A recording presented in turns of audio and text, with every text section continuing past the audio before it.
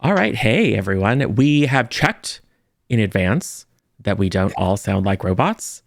So hopefully nothing has changed in the past 15 minutes that would cause what happened last Thursday, which was an hour and a half of just rebooting everything over and over until magically the problem was fixed. Hey, so yeah, sorry that little post-traumatic moment for me, but we are here on a Saturday morning or afternoon, depending upon where you are, to finally, after all of the holidays and illnesses and scheduling conflicts and I think very successful tournaments for some of us, to come back together and wrap up the limited series Outlaws, a Star Wars story using the Star Wars Edge of the Empire rule set loosely. So those of you later on the YouTube who want to come and say, actually, it's this, it's like, you're right. And some of it might be a choice and some of it just might be a mistake because I haven't run much of this game in 5 years. And we do a lot of different systems, so it gets really easy to kind of get muddled in my head. But the important thing is we left these folks in a not great situation, which we will get to once these folks have a chance to introduce themselves. So let's do the thing where talk a little bit about who you are, where people might know you from, and where they can find you, and also a little recap of who your character is. And if you wouldn't mind mentioning the physical location of your character at this moment, that will help set the scene. So how about we start with you, Morrow?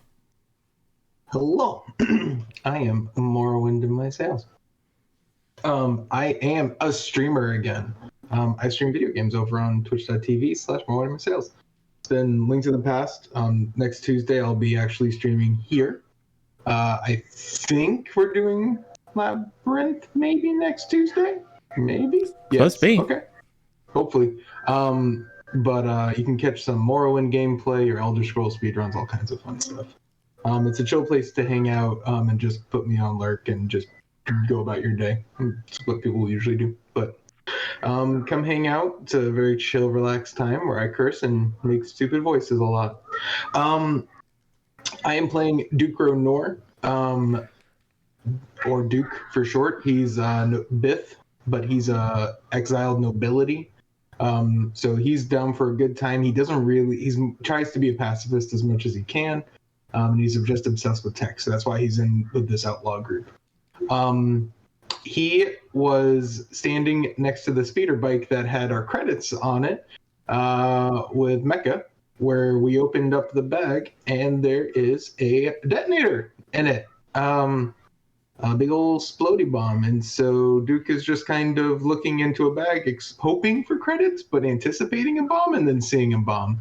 So there's a lot of complicated emotions going on right now. To be fair, you also saw credits. I didn't see credits. You know, I mean, hey, money's money. Yo, SJ.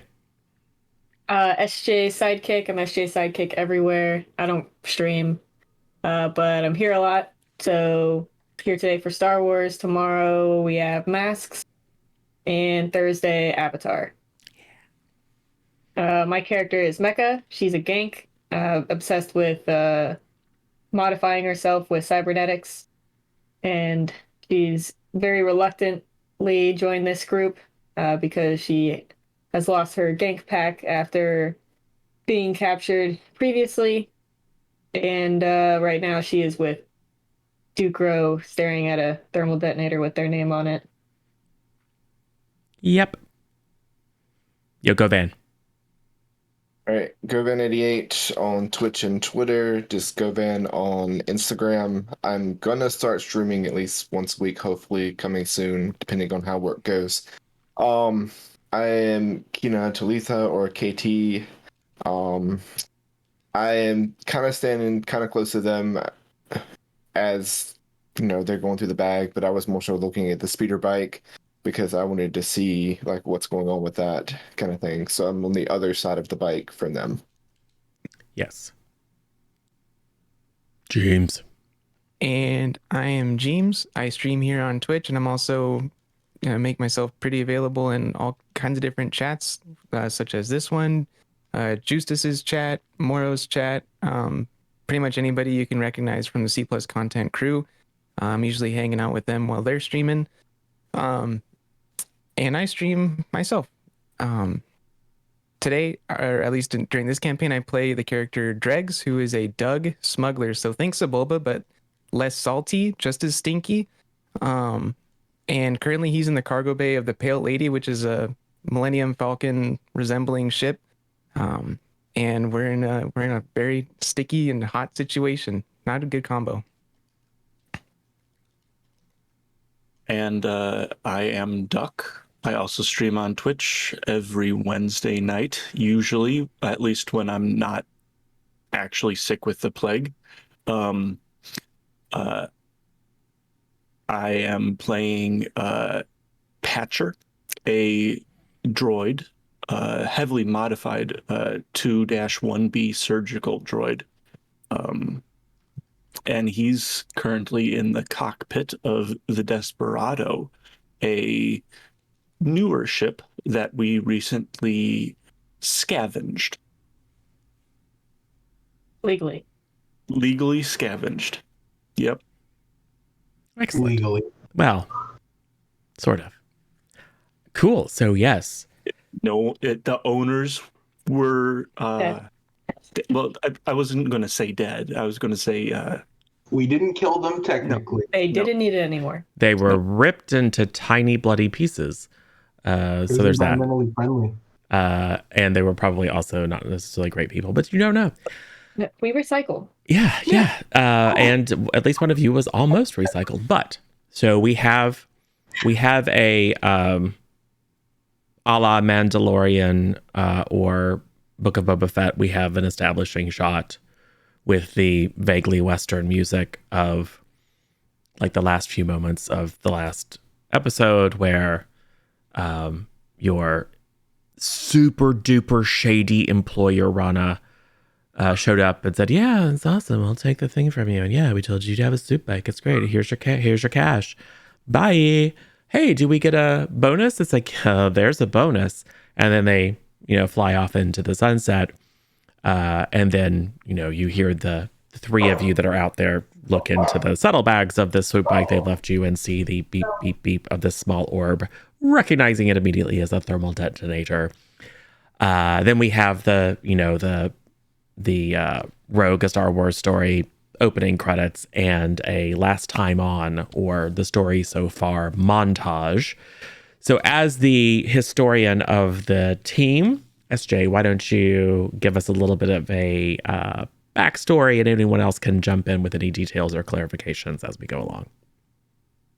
So we all met up, started our separate ways, came together as a group On Tatooine, right? on Tatooine, and we're looking for a job.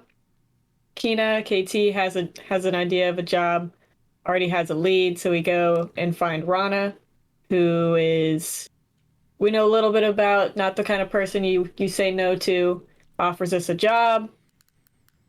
Pretty simple. We just go drop off this container that we're not allowed to open, get the payment from the collector, and bring it back. Easy, right? Not easy. So we go on our way to the job in our nice little Pale Lady, where Duck has made a nice little med bay. Patcher, and along with Dregs, has also made some nice secret compartments. We get to the job. No collector meets up with us. We wait a while, wait longer. Then we reach out like, what is going on? So then we figure out on the surface there's a couple ships down there. One destroyed, one seems intact. Figure out it's the collector ship that's destroyed. And when we go down to the surface, we find that there's horrible, awful plant creatures that are trying to kill us. And but we have been charged with Rana, who changed the mission to get a small box with an alliance symbol on it that we're also not allowed to open. Bring back that and the crate back. So that's what we're there for. We managed to get rid of the divine creature after some people almost get squeezed to death. Loot some bodies, loot the ship, find the alliance symbol little box, bring it back, and we also are able to scavenge the ship that was intact. Cool, free ship, right? Not really. So then the New Republic shows up because guess what? It was a New Republic ship, and apparently it was a New Republic mission. So this Republic Corvette intercepts us, hails us, asks the Desperado, which is the ship myself and Patcher are on. So Mecca and Patcher are told to give them a status, an update on our mission, and the Pale Lady is asked, hey, what the hell are you doing here? So we fake some issues, some calm issues, so that we can only speak and send some messages like, hey, we were having some issues. Mission was unsuccessful. This super nice ship was helping us out, which works, but then they want us to actually link up with them, and that's not in our plans. So after stalling a little bit, we jump to hyperspace, get out of there, go into a nebula storm, and make our way back to Tatooine because we went through all that to get all these boxes and stuff. We want our pay. So after doing a little bit of modifications to make sure our ships aren't too hot before we land, since now we have the New Republic after us, we are able to land on Tatooine, ready to exchange the goods with Rana. We meet up, and you already know the rest. We get a thermal detonator for our hard work. Yes. And thanks could for have that. thought that she wasn't trustworthy. Yeah. I mean, she is known to work with the Red Key, which is a very, has not a great reputation in terms of murdering people. Yeah, but there's we that. Don't know that. Well, some of you know that. KT knows that. Yeah. But anyway, so yes, and that reminded me of things I had completely forgotten. Like I forgot the whole hide in the nebula thing and all that kind of stuff. So you guys have done a reasonably good job of not dying so far. Although several of you, if I recall, at least one of you is still gravely injured in terms of all the crits that you took. I think other people had crits too. Anyway, that you guys got beat up a little bit by the plant monsters. But the good news is you escaped the planet Dakar before the weird kind of day glow giant T-Rex monster was able to kill you all. So that's good. It's a success. Think Rancor, but like, fierce. By fierce, I mean like feather boa kind of thing. So, cool. Yeah. So, and then we cut back to, the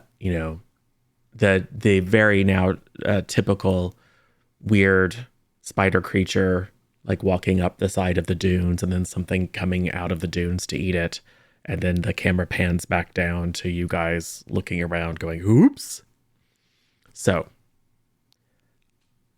on the ridge above you are Swoop Gang members, Rana's employees, with guns. Can't really count how many, but you know that they're there.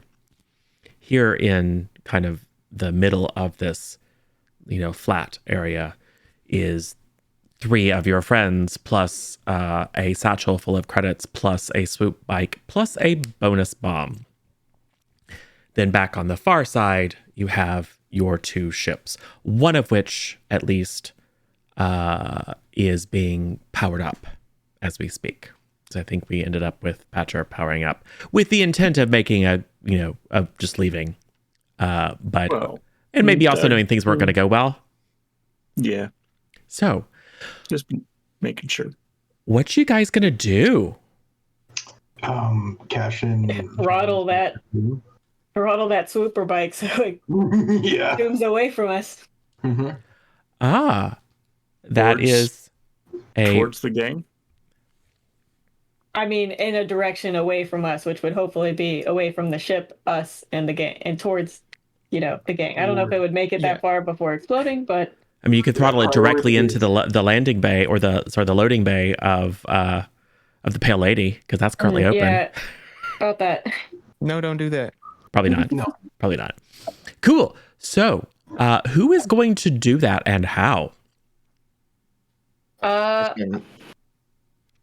What's Are that? we gonna roll those little? Oh, we should things? we should probably find out like how many light side points you guys get. I'm fine with no light side points if there's no dark side points. It's fine. Yeah, everyone go ahead and roll a force die. And tell me what you get. Dark. Oh, you got one dark. Mm-hmm. Love no. it. Oh, I don't want to talk no. about it. Spam the chat. Spam the chat. What'd you get there, SJ? Dude, Oh, no. How about you, go, Van? Oh, you gotta hit one. You gotta add it and then click off All right. and then roll. Oh yeah. man. Yeah, remember that deal I said earlier? Holy shit. We could What'd go you with get there, that. Govan? We have one light die. Yeah, One, two, three, four, I five. rolled the light dice. We I have 5 dark side, 1 light side. Don't get out of here. Wow. Yeah, I'm leaving y'all. We need you to be a team player. Things are looking grim Hey, already. can I That's- re-roll with that major? I don't think so. This is great. No, I mean it makes sense given the situation that you guys are in. I don't think I didn't even add a 5th dark side point to the overlay, so I'll have to Oh well. manually make that now. Wow, you guys are So sorry. You super don't have to. screwed. We're winging it. I'm hoping So it's great. that means It's great. my other rolls will be better. It's great. Mhm. Thanks to Star Wars Fate for giving me a late Christmas present, I suppose. But anyway, however, John is amazing and has already given you guys a major boon. So Thank you. that will help to offset the horrible things I'm going to do to you. But You can't treat us any worse than our dice rolls have, so it's true. Just remember, I Don't was the one that reminded challenge him. Don't challenge him. it's not a challenge. I'm just I'm going to use the more of dark an enemy side to in ourselves. real life to screw. No, so Mecca has the idea to basically manipulate the swoop bike mechanically to send it off, not to jump on the swoop bike and then take it over there and sacrifice yourself, I assume. No. So who is going to see if they can make that happen and how? I mean, I figure it would just be a reaction, so probably Mecca would just go to hit the throttle and make it go. Okay, so I think if you hit the throttle, it will go a little bit, but then as soon as you take your hands Right. off the throttle, it'll You'd stop. have to like hit a button or something that. Yeah, there's going to be Keeps it a going. little Like, bit of loop the satchel around like the handle or something to keep it closed. yeah. So yeah, you could maybe it's do like a cruise control. it could be literally I understand how these things work. And so I'm going to do something mechanical to it. It could be I'm not sure how this works, but I'm going to see if I can't at least just stick the throttle for a second. So it could be a quick hack to see if one of you who has a portable computer that theoretically has the ability to remote control things as long as you have the access codes could use. You have a lot of different options, just not a lot of time. So how would you like to go about it?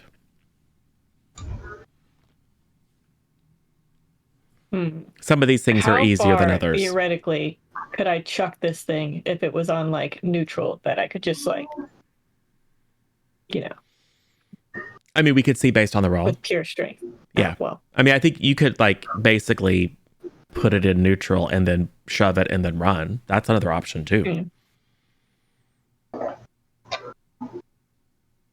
It's your choice. Which approach is more cinematic and interesting? You could also just run and hope that you get outside the blast radius. I would probably push it and run. How's your coordination? I feel like I have wanna 3 hack it. green for coordination. You could flavor like making the throttle, but like you're moving stuff around quickly, trying to stick it. What was KT saying? Hey, I was gonna say I would rather possibly hack it because if I can maneuver it while it's going forward, instead of them shooting at it and blowing it up, I can try to, Can you do that Avoid their while I'm shot. pushing it? Can you do that under duress? It's, Can you? it's all possible.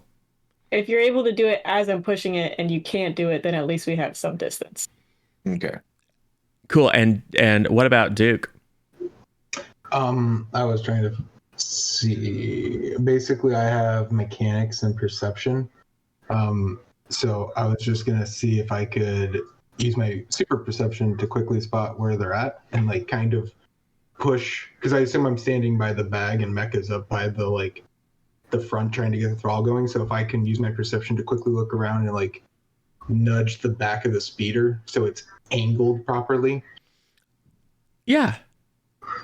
Sure. So maybe we do it in this order. Sure. So Mecca is just gonna try to. So Mecca is just like, I gotta get this thing away from us, and so Mecca isn't thinking like, oh, maybe they know how to hack. Let me ask them. You know? I'm not trying to hack this thing. so Mecca flips the gravity lev thing. What I forget what it's called in this universe. You know, the thing that makes it float. Mhm. You flip that on, and then just are getting ready to shove. And just as you do that, Duke leaps forward and tries to angle the bike just in case, because he sees KT pull out their computer pad, thinking, this might help. So why don't you each make an appropriate roll? I think for you, Is mine gonna be like athletics, like based on how far? I think I'm pushing it's it? straight up brawn, like you're just shoving something. It's a test of strength, and then I think perception. Like so not just where they are, because that's not hidden, but looking at the lay of the sand dune and kind of how it curves and turns to try to see how, like, at least to angle it so that based on the shove, it'll go as far as it can towards the other people. And then hopefully set it up on a good trajectory if KT is able to do something fun with it. So go ahead and make your rolls. I got 3 success and 1 advantage. I didn't put any disadvantage or anything if you need to roll against Oh yeah, it. that's right. In this system, I have to tell you how difficult it is. It's not that hard. I'll say difficulty 2. And I can roll those if you'd like.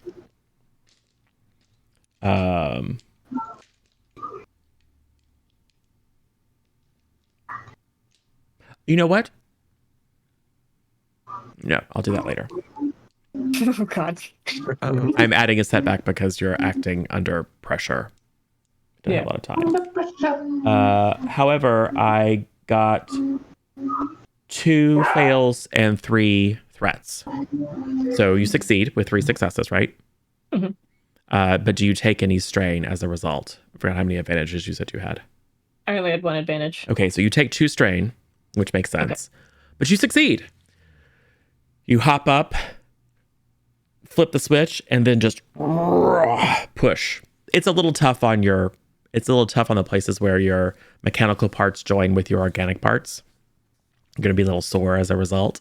But you give it a mighty push, mighty shove. You're pretty brawny. And Duke, how successful are you at, I think this is going to be let's make it a 2 as well. I had 1 success and 3 advantage. But he did not roll the I did not roll the difficulty die. I will do that too. Mm-hmm. Oh. 1 fail, 2 threat. Okay, so I end up with my success cancels out, but I still have 1 advantage left. Okay, so you don't succeed, and maybe it's just a matter of timing. Mm-hmm. So Mecca's just blunt force pushing this thing. Oh wait, and then you fail to connect with it. But maybe what is something positive that happens? I'm able to, I can't angle it directly at them at the swoop gang, but I can at least make sure it's not pointing towards any of us or our stuff. Oh yeah, so maybe narratively, because Mecha's super strong and also just acting super fast on instinct, kind of pushes it and it starts to go into a spin. Mm-hmm. And you're running forward to catch it, and it kind of clips you and throws you back in a kind of silly cinematic way. But the good news is it stops the spin. So accidentally you succeed in at least having it not be pointed or potentially pointed towards you guys. I'll take it. And of course, then we hear the the beep, beep, beep, beep, beep, beep, beep, beep, beep, beep, beep, beep, beep. So it's all down to KT. Okay, I always have trouble with this. I don't know what I need to add to roll. So you are going to be making. Computers or mechanics? It's going to be computers, I think. I mean, they're the same either way. Yeah, you're going to be making a computer's roll. It is going to be difficulty 2 with a setback. So you're going to manually add 2 of the, I forget what they look like in this interface. Downward triangles, and 1 of the black squares. So we're replicating. For those who weren't here before, we're using Roll20 because it has a nice-ish character sheet that does the auto rolling via an API. Because this system does not use your typical RPG dice, it uses these custom dice. So representing your skills and the things that you're good at and specialized in, and environmental benefits and stuff, and then also difficulties and threats and environmental challenges. It builds a dice pool, you roll them together, cancel out the things that are the exact opposite, whatever, like successes and failures cancel out. And whatever you're left with is not only the determination of how successful you are, or if you are successful, but the total dice pool can help you tell the story of, like, I succeeded but barely, or I failed but in a way that is like super advantageous, etc. So did that buy you time to get the things clicked there, Govan? I got those. Do I need to do anything for the other side? Or did I just click down at the little rolly thing beside the skill? Yep. The rolly thing beside the skill. Yep. Oh. 3 successes and 1 advantage. And that's with the stuff. Wow. Well, that's pretty darn good. So it's simple. It's a simple bike, and like you might even recognize the model. So like maybe it's like the factory default. So, and because they weren't going to leave one of their really good swoop bikes behind to get blown up. So somehow you're able to access a subroutine inside your your portable computer that lets you not necessarily RC it like with a lot of fine control, but certainly enough to adjust the direction and fire the thrusters on full. So what do you do as you make the connection? You get the graphic display, you turn a little virtual knob, and then you pull the thrusters all the way to the right, and everyone sees this kind of wobbling, now very slowly kind of spinning swoop bike suddenly fire up. What is everyone else doing? What is Patcher doing in particular? How long does it take me to get the ship in the air? It takes a roll. Okay. I would like to do that. All right. Is it a piloting roll, or can I use piloting. computers? It's piloting. Great. Difficulty, setback, what? Try to do it quickly. I think it's so it's default difficulty 2, and I think I'm going to give you a setback because you're attempting to do it really quickly, and you weren't like complete. The good news is you were already powering up, but you haven't been through all the pre-flight situations. So, could I argue that because I'm not planning on going orbital with it, I can skip some of the pre-flight checks? Like, I don't need to make sure that the atmospheric locks are. I'm going to say that's why you're able to do it in such a short order. I mean, you're not fit to go into space. It will decompress. Yeah, Yeah, things like, bringing up the shields and all the stuff that you would normally need to do, including like raising the landing gear and locking down the loading hatch. All that stuff this is just to fire up the thrusters in a way that doesn't send you spinning off into a death spiral and crashing into the nearest dune. Gotcha. Okay, rolling. And one threat, but one triumph. Oh, beautiful. And triumph counts as success. But it's canceled out by a failure, so it's just the effect of the triumph. So only the triumph. So you fail with a triumph. So how is it that you fail with it? So you do not succeed at what you're trying to accomplish. However, narratively, it is a very beneficial result. I have an idea, but maybe firing the thrusters creates like a dust cloud, like we were mentioning. So it's not like in the air or anything, but like it's kicked up a bunch, and now there's like cover, like the people on the ridge can't see down into the. Yes. Sorry, words. Yes. So. Unless someone else has a better idea, but like I think that's useful. Yep. Yep. No cover. Might as well have consume it. Yes. So, what about Drex? Drex, you're in the loading bay. You see all this happening.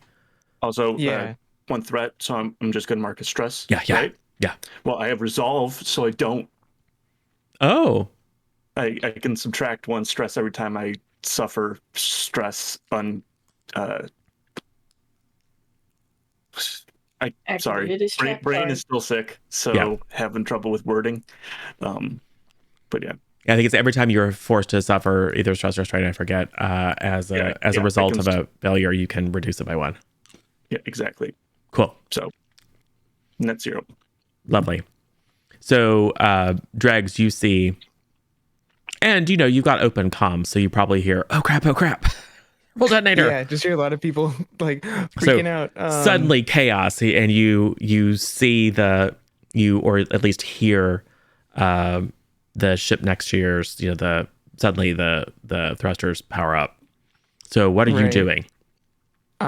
So at this moment in time, Dregs is putting the pieces together and sees, the Desperado kicking up the dust, sees Duke and Mecha and KT, maneuvering the swoop bike in a way that it can at least provide a better distraction while we get our bearings and like start firing at them. So I want Dregs to run for the cockpit in the Pale Lady and do the same thing as the Desperado is doing. And narratively Dregs is like thinking that like Patcher's leaving. He's like, oh, this we'll catch you in space for leaving us like this. So Dregs is gonna book it for the cockpit and try to at least get up in the air to point the ship around, because he has like planetary piloting, so I think he could potentially get the ship at least hovering and point some weapons. It does have a turret, by the way. Just to clarify, I believe both ships have a turret, which is a 360-degree. Oh. Well, then that's probably a better option. And for sure, on the Pale Lady, there is a ventral surface dual laser turret. Okay. Well, then scratch the piloting bit. I think Dregs is going to move towards the turret and try to get some fire down. At least just add more to the confusion and the whole the raucous. Cool. So you're rushing down there. Would you like to take a little bit of strain to go ahead and actually get a bead on and fire something? Great. Sure. Yeah, this is a pretty stressful situation, so I think that would make sense. Yeah, because I'm thinking about it. You're gonna have to maneuver or double maneuver to get up in there, and then go ahead and make your check to see if you can very quickly spin it around and at least start laying down suppressing fire. Yeah, and Drake's also has like pretty decent coordination because of because naturally how they maneuver. Oh yeah, for sure. So I think that extra stress will kind of like light a fire, light him up and get him moving. Yes. So I would like you to make a gunnery check. Gunnery. Taka. Okay. What difficulty? I'm gonna say it's difficulty 2 with a setback, because again, this is all happening super duper fast. But I will also give you a boost because you're not necessarily aiming at like a target, right? So in other words, to be successful, you don't necessarily even have to hit someone. You just have to present a viable threat to the top of this ridge. Yeah, I just have to make sure I don't hit our friends on the ground or Right. the desperado accidentally. Oh, to that point, I would like you to upgrade the difficulty once. Okay. Because there is a significant chance of things going really, really badly wrong. So that means you are going to add a difficulty die and I forget what it's called, the red one. So 1 setback, 3 difficulty, and 1 of the challenge die. No, you change the difficulty to a challenge. Oh, okay. Change the purple, so it's a purple, a red, and a black, and light blue. So, all right. Yeah, this is difficulty. This is challenge. If I'm remembering, and this is just like the upgraded version of this. Just like in your skills, you got and you can get a despair yes, challenge. it means die, it's possible to get a fun. despair, which it means narratively bad stuff can happen, even if you Great. succeed. You spoke it into existence. Thank you. Did you despair? No, Oh. not yet. No, but I got a 2 challenge threat. Okay, so the results of the roll was 1 success and 1 threat. Oh, okay. That's good. So take another stress, whatever it is. And you do succeed. It's maybe not elegant. Like you're not laying down military precise suppressing fire. It's more like you just spin the turret around and then just start firing.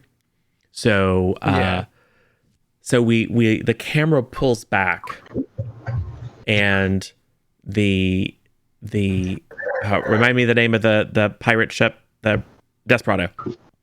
The Desperado starts to kind of lift off a little bit and then just kind of starts to slide over along the side of this kind of basin very slowly, but is kicking up a whole lot of dust.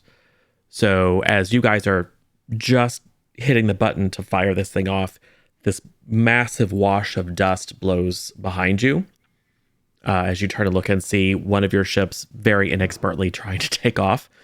And before you have a chance to really formulate exactly what's happening, suddenly you hear the pew, pew, pew, pew, pew of turbo laser fire, just kind of wildly spraying first along the side of this basin and then up into the dune near you. Maybe you hear a single Wilhelm scream from someone who was a little bit too close to the top and got a little bit of superheated, used to be sand, now glass shards blown into their face as they were preparing to take aim to start killing you guys if the bomb didn't do its job. So the soup bike flies up the side of this dune. I would like KT to make a roll to see how successful you are at piloting it into a advantageous position. This will let us know like how severely, or if at all, your enemy forces are damaged when this thing goes off. So I think it's just going to be another computer's roll. Okay, and the same difficulty. It is the same difficulty, but there are going to be 3 setbacks this time. 1, because you're acting quickly. 2, because you can't see because there's sand and dust in the air. 3, because you're having to dodge, or at least feel like you need to be dodging ship scale weapon fire coming from the Pale Lady. But I'm not going to upgrade it. 3 setback and 2 difficulty. 2 difficulty, yes. Okay. 2 successes and 3 threat. Ooh, yeah, that's a lot of stress you're taking. So it's successful and quite successful, but also very stressful and not necessarily super in control. So what happens? Tell us what becomes of the swoop bike with the thermal detonator on it. So I'm going through and maneuvering, but in the process, the sandstorm that's blown up in front of me, I lose sight of exactly where I want it to go. So I just hit the throttle and hope that it's going still forward where it's supposed to go because I can't see to direct it. And as it's a good ways up the dune, it may not reach all the way to the top. It explodes. Okay. So we'll say that we get a close-up shot of all of a sudden, you're having to dodge and roll and wipe sand out of your eyes, and it's just like all you can do is just kick in the afterburner and then start booking it back to where you think the Pale Lady is. So it's really just to cross your fingers or whatever draw digits are, quite little paws, topaz, and run. So we pan back, and the whole basin is just like a dust storm, billowing clouds, and we see the group of raiders that are posted up. A couple of them have ducked down to avoid the fire. One of them is rolling around the ground, smoking a little bit. The others are kind of popping back up, pulling goggles on, because now they're pissed and they're going to take you out. And one of them kind of looks down into this billowing, roiling wall of sand and says, "What's that?" And then sees a swoop bike coming straight up the side of the dune, rolls out of the way. As it gets like really close to his head, he has to pull back, and then it catches a little bit of air. And there's just a moment where it hangs there above these people as all the eyes turn up, and then kaboom! Massive, massive explosion. So I'm going to say that a significant majority of the mooks who were hiding up on the ridge are just taken out, whether they're killed or knocked out by the concussive force or buried in sand as that portion of the dune collapses on them. That was a very effective maneuver. However, a few of them, particularly the more skilled, have the presence of mind to at least try to shoot you guys as you run. So it's going to be a very difficult check for them, but it would not make sense if you guys aren't fleeing a hailfire or a hailstorm of blaster fire. So these are those guys. 1, 2, 3. I am, however, going to upgrade the difficulty for them and give them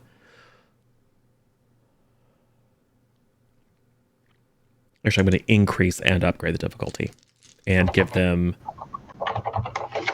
2 setbacks. 1 for the vision impairing sand, and 1 for like being nearly deafened by the explosion. So they're rolling, basically, they have a less than average chance of success.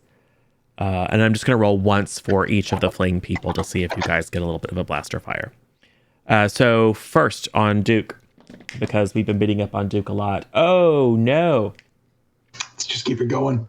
So the first guy, we see one of the more skilled, dastardly looking mercenaries. We'll say it's, now everything Star Wars has fallen out of my head. What is a really scary race? Like Trandoshan. Yeah, that's what I was thinking.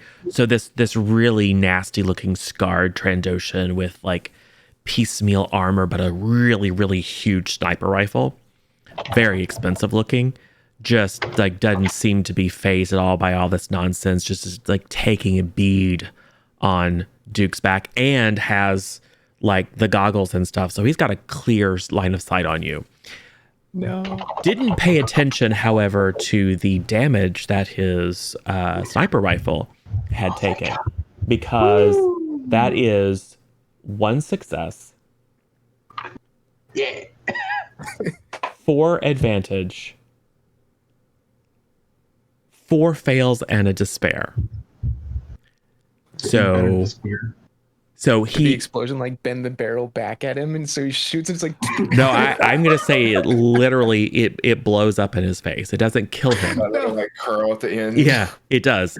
It literally, like a chunk of glass or something got in there and interfered with the blaster resonance, or I don't know how those things work, and blows his sniper out. He's not injured, but his ability to harm you is completely removed. And he probably has decided employers and pay be damned, he's going to track you down and kill you. So that's the first one. Shot at Mecca. And this is representative of a few people who just are blindly firing blaster pistols at you. That is going to be 1 success and a net 3 strain. So you are going to take a little bit of blaster damage. I'm going to cut it. I'm going to say 2. 2 So strain. 2 wounds or strain? Well, it's 2 and then you soak. And I think you have more than 2 soak. Yeah, I have 4 soak. Yeah. So you do get clipped, but it doesn't bypass your armor. And then that guy passes out. Like he was literally crawling his way away from the smoking crater where the thermal detonator went off, and just kind of blindly shoots over the side and just happens to clip you. But it does no damage.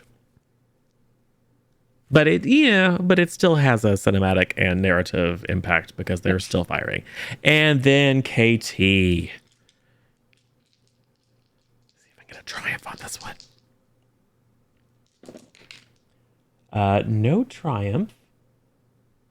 That is going to be 2 fails, no success, but 1 advantage net. So this one's not even trying. Literally just firing into the air. It's like, oh yeah, we got to get him. But mostly it's just kind of going, oh God, this is a terrible day. Like takes a sip of water or something like that. And like actually recovers a bit of strain. But decides that instead of actually trying to go after you, that this is a really screwed up situation. So they're just going to kind of pretend and then take a little breather. Oh, sorry guys, I tried. I just, all that sand. So yes, that was their go. Now I just need to know what's happening next. Let's start with the 3 that are now in the midst of blaster fire and turbo laser fire and sandstorm. Where are you going? Can I do a quick warfare check to see like what Mecca's like strategic mind would think of. Sure. I'll say difficulty 2 the setback. It's average. So, 2 minutes. yep. And the setback is just because you're acting under pressure. There's a lot of different factors here. But since you don't necessarily have to see. Die? Yep. Oh, no, I did. Okay. So 2 advantage, but no success. Yep. The advantage, you can recover stress with that. Stress strain, whatever it's called. And I think that it's what you realize is that you don't really know enough about the situation where things are just so many things are happening at once. It's very difficult to parse, but that the same is likely true of your enemies. Right. So yeah, I can't even tell if Patcher is like with us or leaving or if going on. If Patcher is leaving, Patcher's not doing a very good job at it at the moment. Yeah. But my first instinct, of course, is like, he's leaving me. I'm getting left again. Abandoning me. Well, you can. I mean, you've got communicators, so you do a quick check. It is clear that Patcher is not expertly taking off to leave you. That part is 100% obvious because of the whole like drifting sideways, and the side of the Desperado kind of digs into the sand a little bit, kicks up a furrow. I'm a doctor, not a pilot. Right. Damn it, Jim. All right. My goal then is probably getting back to the Pale Lady, since that one's okay. accessible, and I'm gonna want to kick Dregs out of the gunnery seat and have him start working on pilot stuff because I want to shoot. Cool. We could both shoot. So I would just like an athletics roll from you. Athletics to difficulty setback. I think it's easy because you're literally just running across hard packed sand and dust, but there is going to be a setback driven by the fact that you can't like see clearly. So is it 2 difficulty, 1 setback? No, 1 difficulty, 1 setback. 1 difficulty. Okay. Yeah, because running through flat ground is easy. Ooh, I got a triumph. I got a failure, a setback, and a triumph. Or no, hold on. Failure, threat, and triumph. Interesting. The effects of the triumph. Yes. She had 2 failure. Got it. So the success. So no successes, but a triumph. How about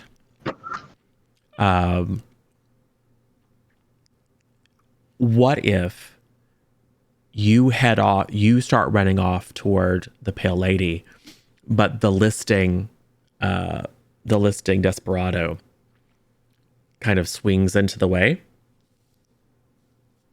and maybe sets down, since you know that you have achieved what you're trying to achieve, but you're probably going to want to set down and actually prepare to actually take off.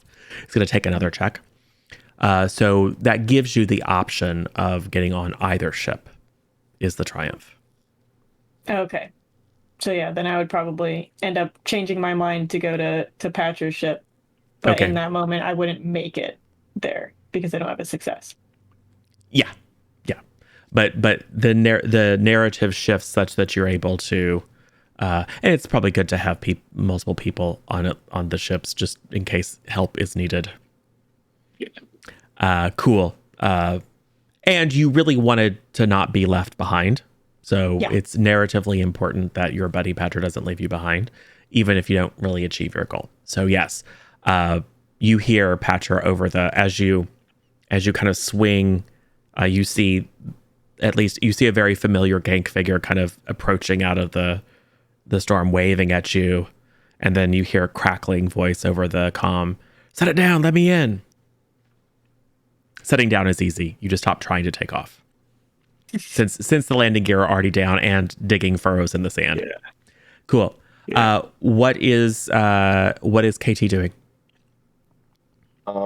Well, seeing as I have control over my ship and it's not going to go anywhere, I'm going to try to see if I can reach out to some of my contacts because now that she has the thing that they wanted, that symbol thing, I feel like maybe they would want to work with us to try to capture her. And we know where she went. So are you going to make a call while you're standing in the midst of a hailfire of turbo laser and blaster fire, or are you going to go somewhere safe first? Well, try to get back to the back of the ship. Okay. So instead of like booking it at full speed, you're doing that cool thing where like all the explosion is happening behind you, and you're just like very calmly like, I'm gonna make a call right now. And you're still making progress in that direction, but your primary task is to see if you can make a connection. So you're just maneuvering and then doing a task to communicate. So I think let's go ahead and do that. I would like for you to roll, I guess, computing. Maybe coordination? A little of both. Well, I think it's less about that because nothing's going to stop you, at least not this round, walking towards the Pale Lady.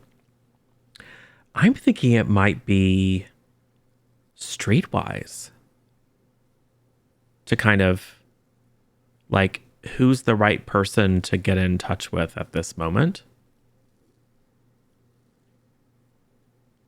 And how many difficulties?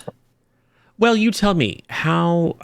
Well, first of all, what organization or organizations are running through your mind as? I mean, the main was. I'm thinking more so along the Rebel Alliance and try to reach out to the ones that I do know. You know, I don't know the high up people, but I do know some of them because I've had to help transport some things for them. So a former member of the Alliance to Restore the Republic. Correct. Who is someone that you know through previous dealings. Yes, that makes perfect sense. So are you attempting to do it surreptitiously, given that the communication could be monitored? Or are you just like literally sending a ping? I'm asking just because it'll determine which skill makes the most sense. I know it's gonna sound bad, but I don't understand that word. So are you attempting to hack it, basically? Like, I'm gonna bounce the signal off of here, I'm gonna put it on this message board over here where they'll see it, and it's gonna be in code?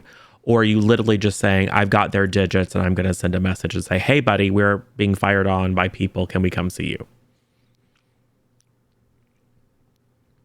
Not so much either one of them. More so of the idea of something that they were looking for. We know who has it. And this is their coordinates. So, put it another way. Are you broadcasting that? Or are you trying to disguise the communication? It's literally are you just doing a straightforward using your pad to make a call, or are you trying to make it surreptitiously or secretly? It's probably better to do the second one, honestly, because I feel like in the situation, it's probably not a good idea to just, ping that we know so she can hear it. So. Yes. Yeah, or why not send out like an SOS like, oh, we're traders being double crossed on a bad deal. Just to get any sort of authority, there for at least for like it's distraction Tatooine or backup. It's Tatooine. Oh, it's Tatooine. Yeah, true. And Rana is more of an authority than really anyone that you know. That's true. The rebels want us. Yeah. Well, and I'm thinking like there, that there is a New Republic presence here. You could very much communicate with them, and any like open communication might be picked up with them because you don't know how much they monitor communications. So I think in this case, we did steal their ship, though. I mean, they don't have to know that. That could have been we got your ship back from the bad guys. They know what Ducro, KT, and Dregs look like. because they did a visual communication with them. They don't know me and Patrick. You know, I still think it's a computer's check. I think it just so the in this case the impact of the way that you're trying to make connection is more narrative and might drive like what consequences happen if there's a fail. What do you want as difficult, etc.? I think it's average, so 2, but 1 setback for you're in chaos. And I think I'll upgrade the difficulty once, just because there are numerous people who might be able to listen in and get a sense of what's going on with you guys and where you might be going. And people figuring that out might be really bad for you. So that means 1 of the difficulty, 1 of the challenge, the red, whatever this thing is, and then 1 of the black.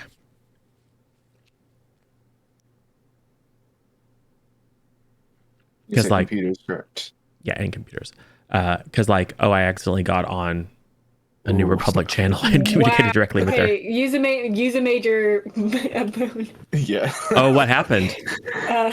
4 failures and 4 advantage. Oh. We have 6 major boons. Use 1. Oh, we do? Wow. I haven't been We have catching. 6 major boons, 2 major yeah. banes, 2 minor boons, 1 minor bane. Okay. Or use all of them.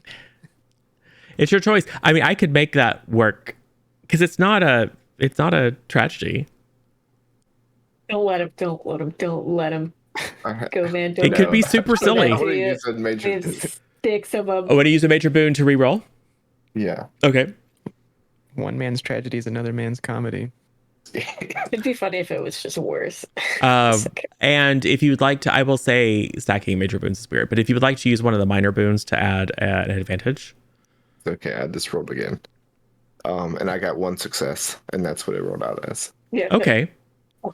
So narratively, and this is like KT being super confident and like it's like I've got all these connections, I know all these people, I know just the guy, and you dial it up, but it's really dusty, and there's a little bit of interference, and you wind up making contact with the hospitality droid at the cantina where you guys hang out, and you go into spiel. Need you that we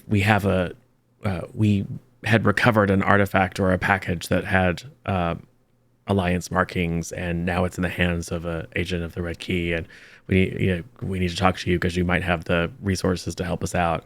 And then you hear a very familiar droid voice saying, "I'm sorry, I think you have the wrong number. How may I direct your call?" But then rapidly go, "Oh, okay." Switch it to a different radio band and communicate out to communicate your SOS, or we're on our way. We need your help.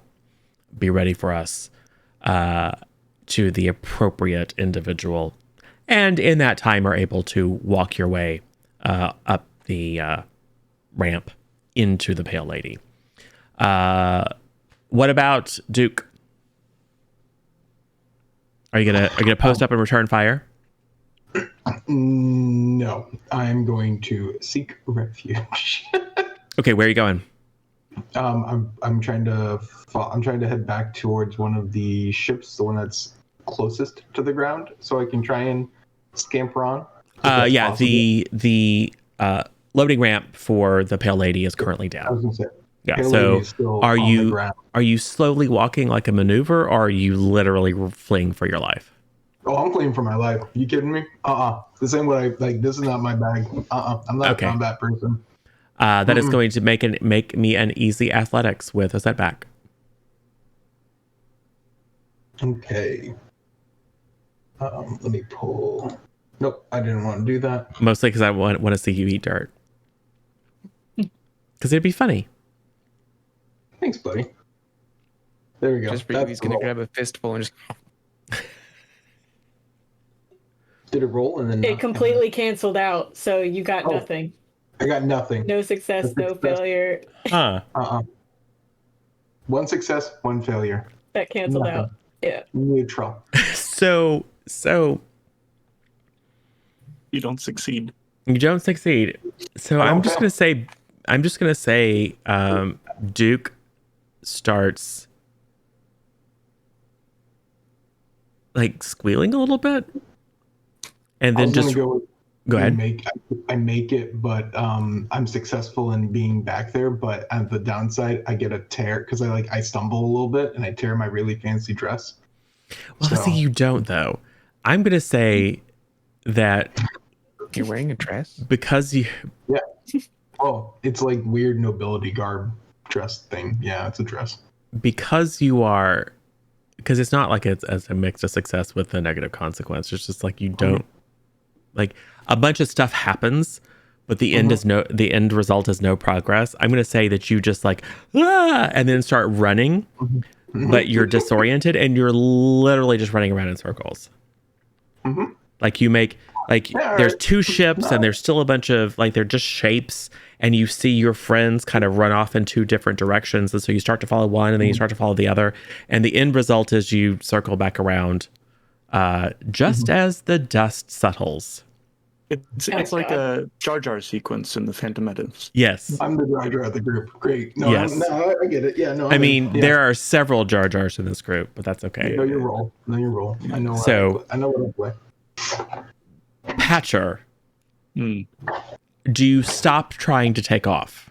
of course. Okay. Yes. In which case, I think it's immaterial if you want to just like, okay, power down the thrusters a little bit and hit the button to open up the cargo bay. You can just do that. That's not like a roll, because that's literally hitting a button. But with a little bit of control, like so you don't. We'll say your maneuver is to make sure you don't accidentally crush Mecha, and then your action is just to open up the bay. Sure. What is Dregs doing? So you are currently in the turret. Yeah, Dregs is still in the turret, and I'm assuming that the turret has, well, the dust is settled now, so. Wait, yeah, it's settling as we speak. So Dregs is going to, assess like what is left of the gang, because there's still that one bounty hunter or gang member that's, their sniper rifle blew up, and You probably don't know that. I will say that you do see there's still fire coming from that ridge. Okay. Not a lot, but there's still some. And you probably even saw a little bit on the sensors that a blaster bolt clipped Mecha. So it's not like there's zero threat. The good news is the only target currently standing in the middle of this is Duke. Yeah. Who has so many critical injuries on him already. I did I heal. know, he's one, like though. barely Oh, hanging yeah. on by a thread. Yeah. I mean, you don't have any. You don't have any. I mean, you still have your full stress stuff, but a couple more crits might not do him so good. To Yeah. be fair, I'm not in the ship yet. That's true. That's you're true. not, That's true. which is why I couldn't continue to take off. Yeah. Just running Yeah. around in circles behind Mecha. You know So what? that- Give me now that I think about it, Patrick, give me a piloting check just to give a sense of. My guess is your instinct would be to land the ship in a way that provides some cover. Yeah. Like maybe Yeah. like as you're landing, like pivot a little bit so that at least Mecha has cover from the ship. Just give me a piloting check. That's average.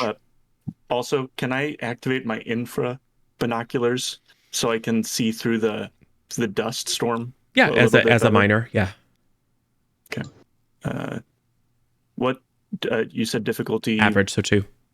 to any setbacks? I will say you took the minor action to. Well, it's technically a setback and an advantage. Or do you? I think you ignore setbacks.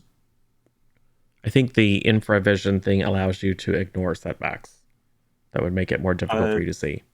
I think that's the mechanical. And if it isn't, that's why I'm saying it is for this round. So I'm not going to add a setback because of the lingering dust and stuff, because you have infravision now. So no setback. Yeah. Okay. Yeah. so I'm just gonna roll piloting, which I'm not very good at. I believe in you. You're doing great. I say You that, sure and I about get that, Wow. a success, 2 threat, and a triumph. Ooh. So second triumph. So, tell me, we need to do a study of whatever the RNG is because it loves It duck. loves Patcher. It loves, Mhm. yeah. It's, No. I'm normally terrible. Roll20 Oh. usually hates me. It's Yeah. like it pooled all my luck into this one character. And Yeah, you don't Patcher tell is just the triumph machine. Mhm. So tell us what happens as a result of both your successful check and the narrative triumph. So I do maneuver in a way that I am now between Mecha and the firing Mm-hmm. squad people. Could the triumph be that she gets on the ship? Yeah, Okay. I don't see why not. Like basically enabling an ally to take a maneuver. Mhm. I don't see why not. That might even be one of the options. I don't know. So yeah, you now that you're not trying to do something that you're less familiar with, or maybe you've gotten settled, you basically lower the gangplank or the loading bay hatch, and then spin around sideways, and then just kind of like practically scoop Mecha up. Yeah. So that all Mecha has to do is to like hop to get on the gangplank and take a few strides, and is in the cargo bay of the Desperado. Cool. Oh, and 2 threat. So yeah. Anything special happen there? I think it's just strain. Okay, so 1 strain then. Yeah. Cool. So, Dregs. That update Alright, so- updates what you're saying. But yeah, now for sure, Duke is still running in circles. Hands up. Ah! Yeah. So in the turret, can dregs at least like get positive ID on like still like active combatants, or like Yes. call out positions to Yeah, you Mecha can and KT? 100% use the well, I don't know why not. I mean, you can do it with spaceships, so I'm sure there's some sort of HUD where you can see. There are many fewer heads than before, but especially as the dust settles, and maybe a few people who were stunned the last round because of the explosion are starting to scramble up. And yeah, no one, because you had fired last round, no one is like rushing down the side, but you do see, we'll say 5 heads pop up. Yeah. And then you also see one Trandoshan kind of looking at this, like, one of those, 2-meter long sniper rifles, the barrel of which is peeled like a banana, and just tossing it aside and pulling out a sidearm, and then dropping back down and taking up a position, trying to fire. Well, if I may, I think I would want to have dregs be like continuing to provide, I guess, more accurate suppressing fire. Cool. You and can, then yep. in between like bursts of turbo laser fire, like he's gonna be like calling out, to Mecha and KT and I guess Duke because he's down there, but I don't think it's just gonna be in one ear out the other. So you would like to, so go ahead and take the minor action aim, because this time you're actually trying to hit people, or at least be more accurate. And I will say, which will give you a boost die. But I'm going to increase the difficulty because you're actually trying to hit people. Yeah, and he's not really like proficient as a gunner or anything. Like he's just trying to like help.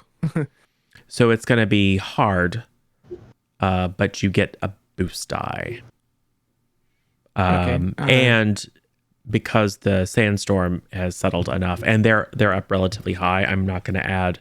And you're not also trying to rush in and get the thing maneuvered, so no setbacks. So that is going to be 3 difficulty die and a boost and a setback. All right. And then just continue with gunnery. Yeah. Okay. All right. So 1 success and 2 threat. But there were also 2 failures that canceled out. So, you're going to take a little bit of strain or stress. Which is it, Duck? Is it strain or stress? Strain. Strain. Okay, you're going to take 2 strain just because this is still a freak out situation. But you successfully strafe the top of the of this dune, missing almost everyone. However, you actually hit like maybe like at the end of the line, seeing this coming and seeing that the fire is now not just suppressing fire, but you're actually trying to hit people. One of the gangers stands up and starts to run, which just coincidentally just happens right as you're blasting a line of turbo Completely laser. unintentional. Is it the Trandoshan? No, he's too smart. And besides, he's on the other end. But this is just some random Twi'lek or what are the pig people? Gamorrean?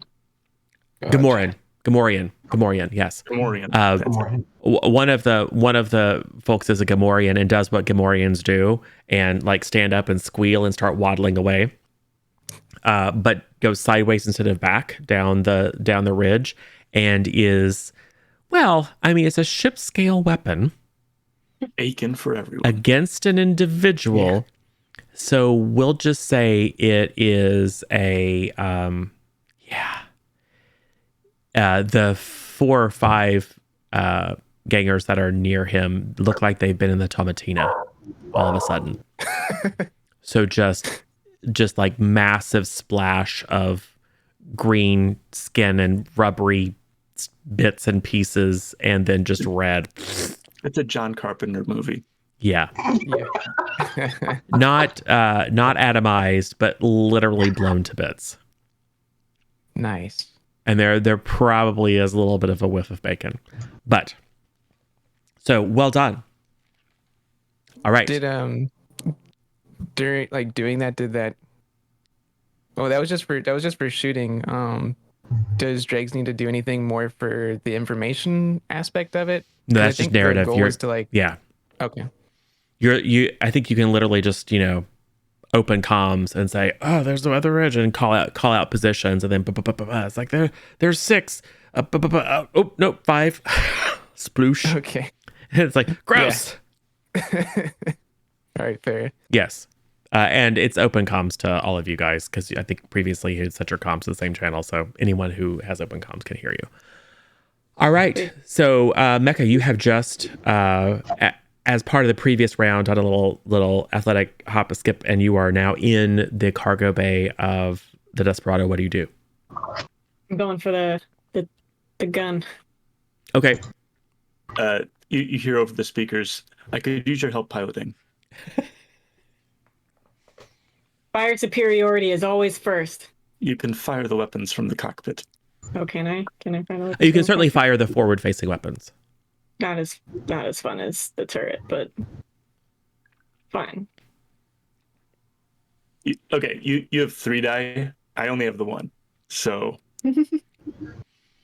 yes. Oh, do I actually have 3 Patra die knows that Mecca is probably better at fine. piloting. you're much better at And piloting. Patra's not That's fair. very good at piloting. So I go to the turret, and I'm like, damn it. And Yeah. I go for the cockpit to help pilot. yeah, you literally have your hands around the railing to the little step ladder or the ladder going down into the turret, and then we hear Patra's droid voice. I could really use your help up here. So with a little begrudging, stalk up and pop yourself into probably the co-pilot seat, given where Patra is sitting, but you got full access. I vacate the pilot Oh, seat. okay. Just stand back. Mm-hmm. So you hop into the pilot seat. That we'll say that's your maneuver. What would you like to do for your action?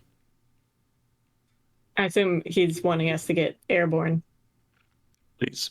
Yeah. At your So earliest convenience. Yep. I'll start getting us up and ready to go. So you So we can convert your action into maneuver and then use your maneuver to accelerate from speed 0 to speed 1. I mean, as per the rules. sure. What he said? Because it's terribly crunchy. Yeah. We, as I said, not only are we apt, or am I apt to do it wrong because I haven't played this in a long time, but also I tend to, as you can see, we didn't roll initiative and didn't do like, because that, you know, a lot of crunchy systems take forever, and the point of this is not to figure out like how many hit points people take.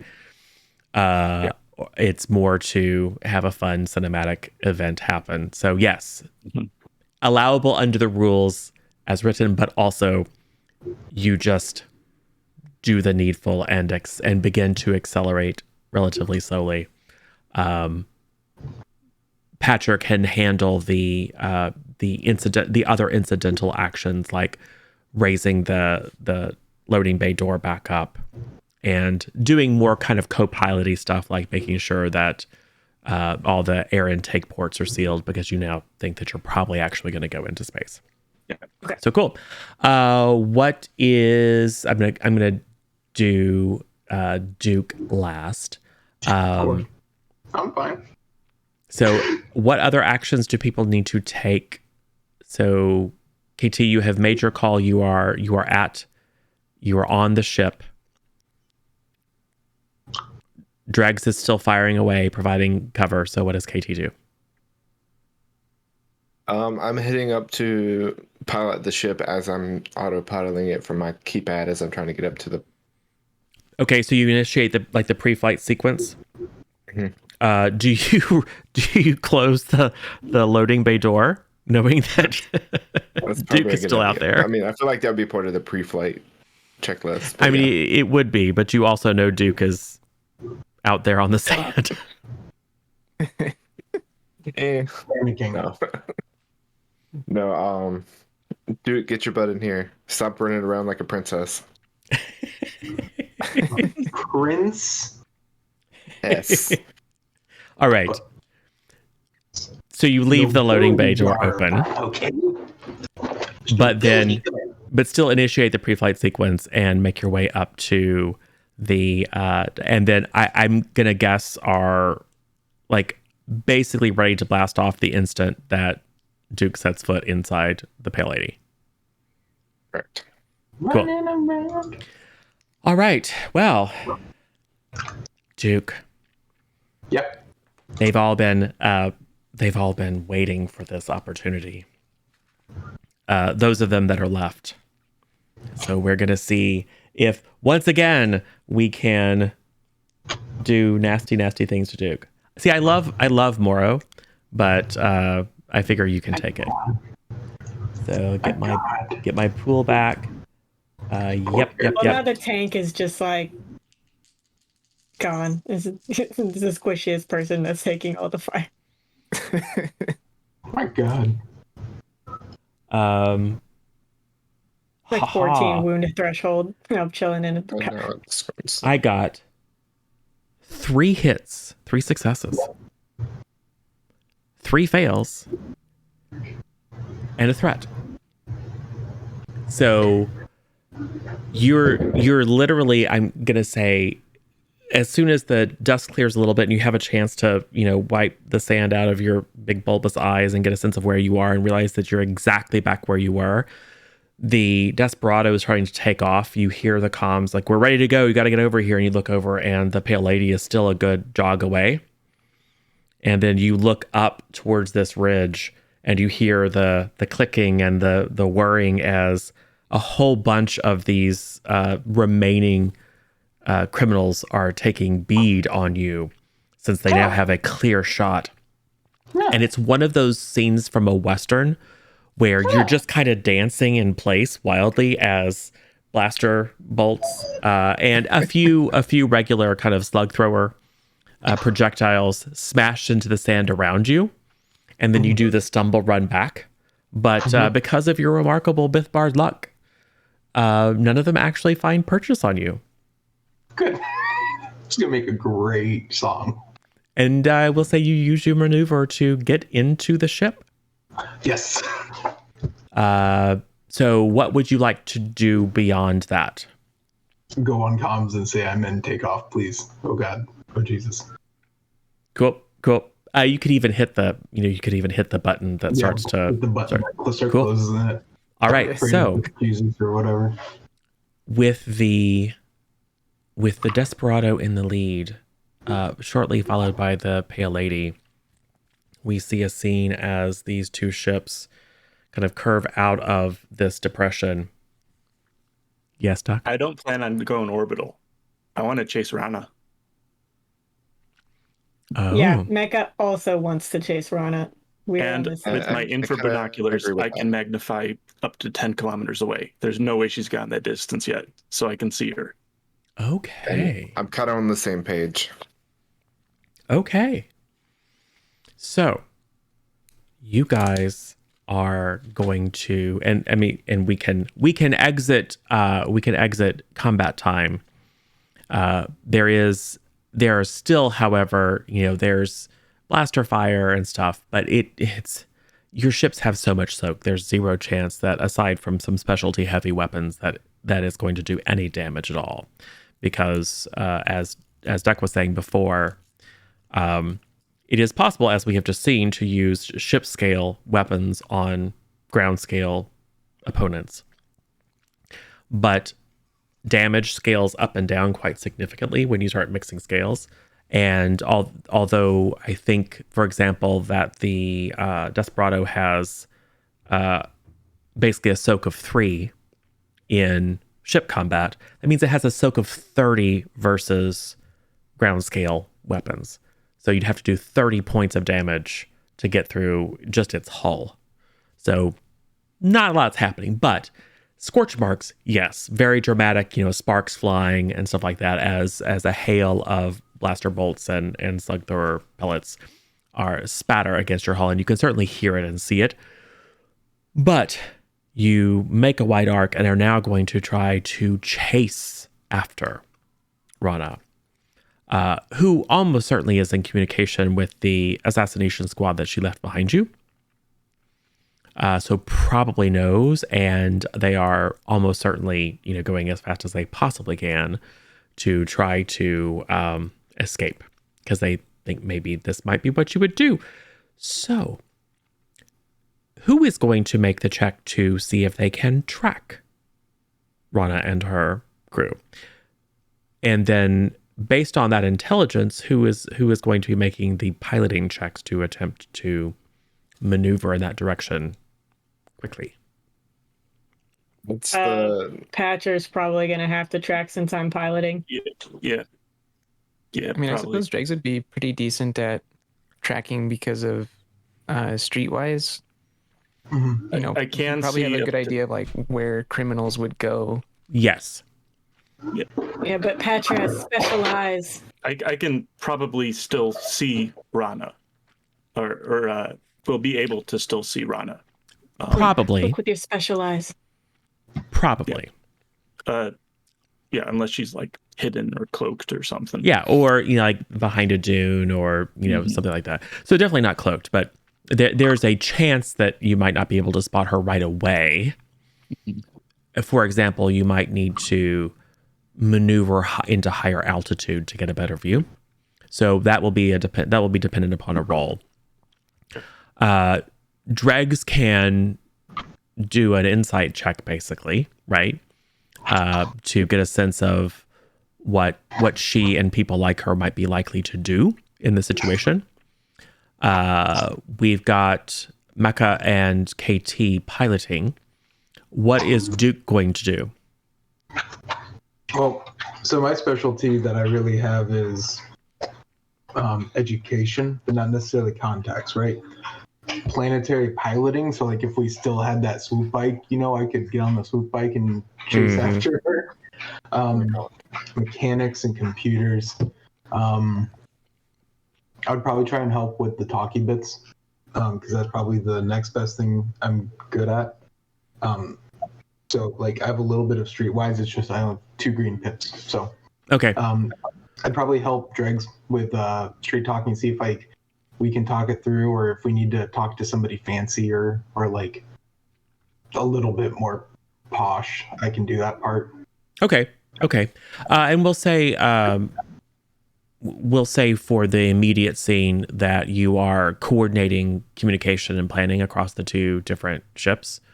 So I will say that you taking your action to try to keep everyone to like rapidly sort through everyone's talking at once, to rapidly sort through that and figure out like what the actual plan is happening, and then kind of come on and say, okay, that's great. Now you do this and we're doing that, etc. To coordinate it. That will give, I think I'll just give everyone a boost on their rolls because you're acting to coordinate, to cut through the chatter and to coordinate people's actions.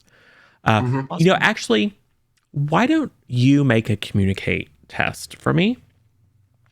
And if you are successful, then I will add a boost to everyone's rolls. If communicate is the right thing. Coordination? Coordination is physical. Ooh. Leadership. Yeah, it'd be leadership. Make a leadership roll. What's the difficulty on it? I think it's just average. So 2. 1 setback or 1 difficulty? 2 difficulty. Okay. But there's nothing that's preventing communication or whatever, so I'm going to say no setbacks. Got canceled out. Could re-roll it. We've got. Yeah, you know what? I'm gonna use one of our boons. You could use a minor boon to add a boost die to that. Okay. Or you could use a major boon to reroll. Let me use the boost die. Okay.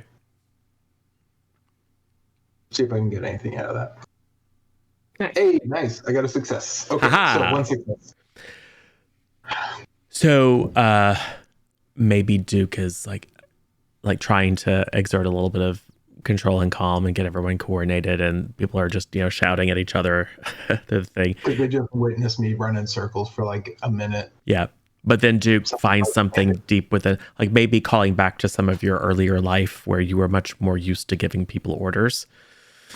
So a moment of authority from this myth is enough to cut through the confusion and get people to listen to each other and coordinate. Lovely. Cool. So, hey, Patcher, figure out where people are going. That would be a perception. Right? Yeah. Let's see. Right. I think it's survival. Tracking. Okay. I have a single green die in that. Does your like fancy specialize give you a boost die or anything? It removes 1 setback from long range. Like long range imposes a setback die. The fancy goggles remove that. Yeah. I will say you do not put it this way. In your current location, you scan and you do not like just on your sensors see them. Okay. So what I would like to do, I'd like to tell Mecha to get us even further airborne. Okay. Get us a height advantage so I can like scan behind things. Cool. Then Mecha while she's doing that, yeah. How hurt are you, Mecha? Super hurt. I only have 1 strain because I soaked everything. Yeah. Okay, never mind that. Yeah, you don't have any actual like damage to you. You just have a little psychological. I'm a little tougher than the Bith. Okay. Right. All right. So go ahead and give me a piloting check there, Mecha. Average. With the boost die, right? Yeah. What is it? 2 difficulty? Yeah. All right. Is it planetary or space? I think it's space because it doesn't matter. I have 3. Yeah, it's tips in both. yeah. I think it's based more on the ship than it is okay. The vehicle that you're piloting. This is a spaceship.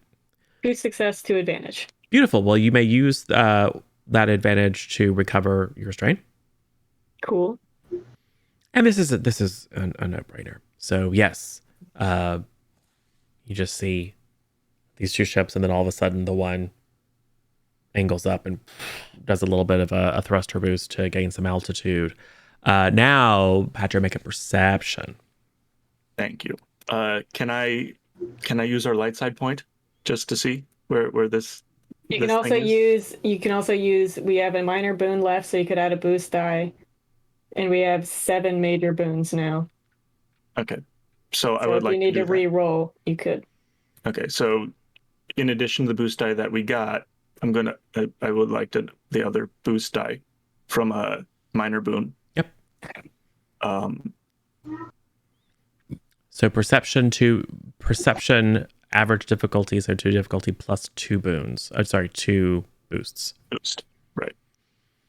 Still not a great roll, but it's better than survival. Yes.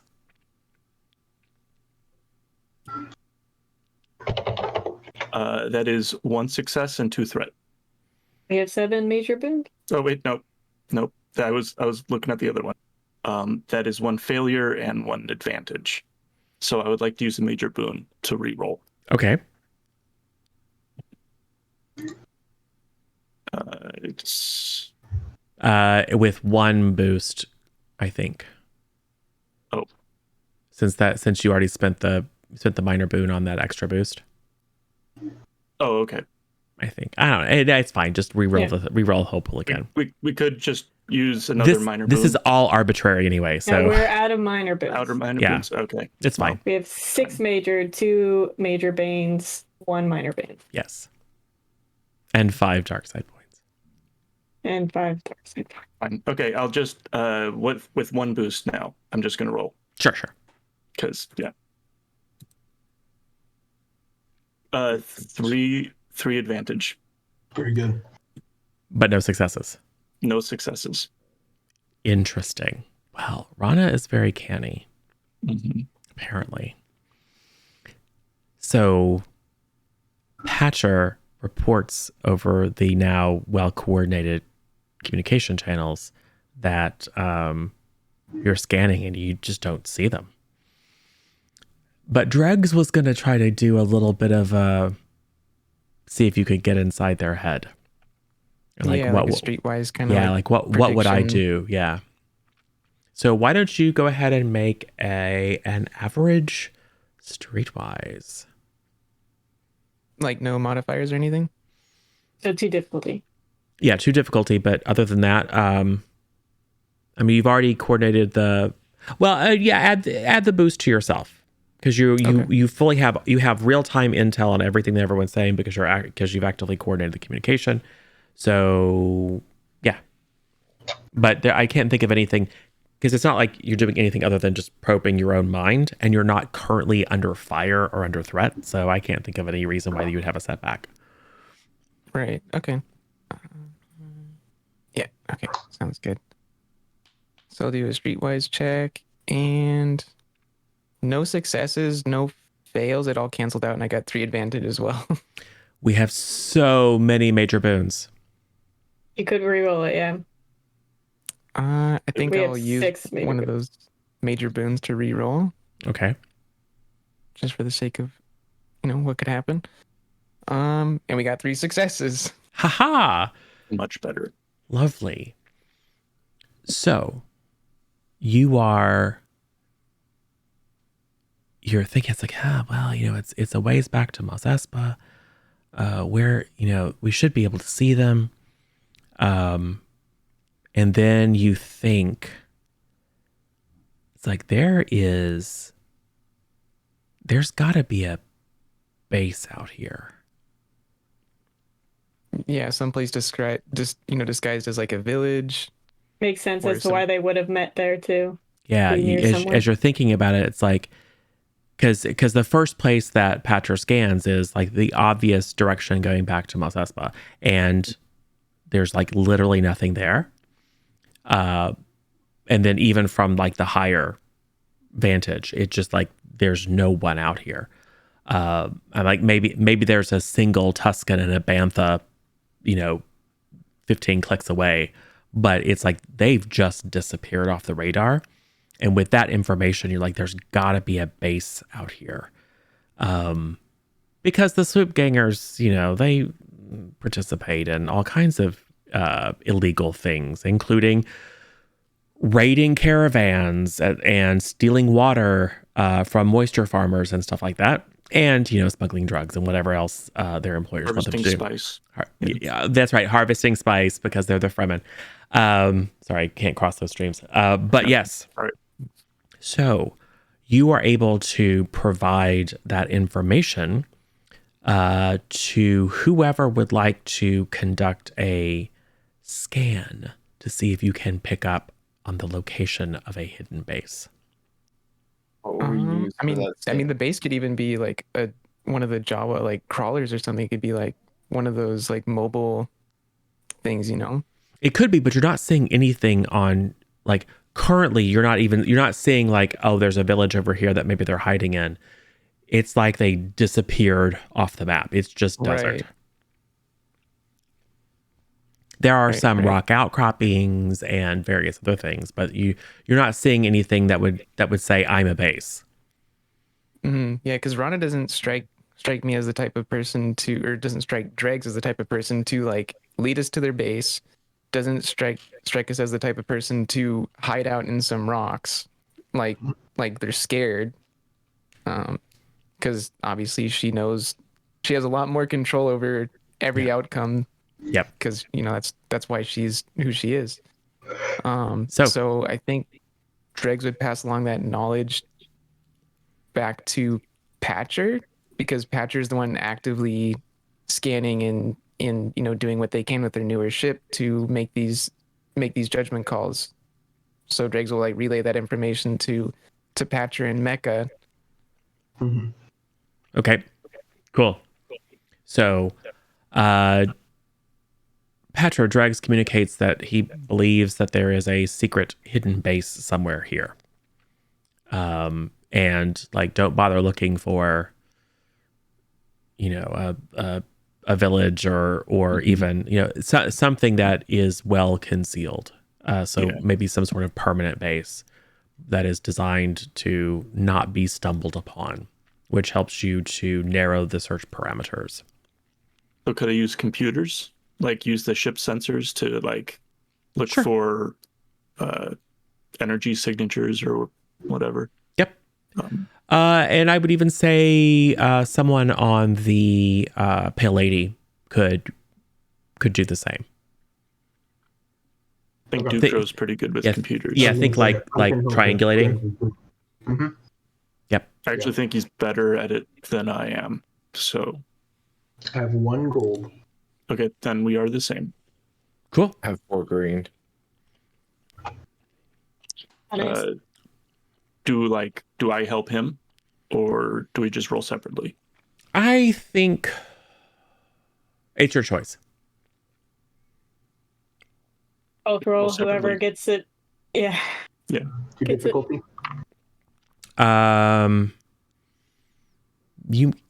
gonna say it's actually higher than that, and so you might want to think about something creative.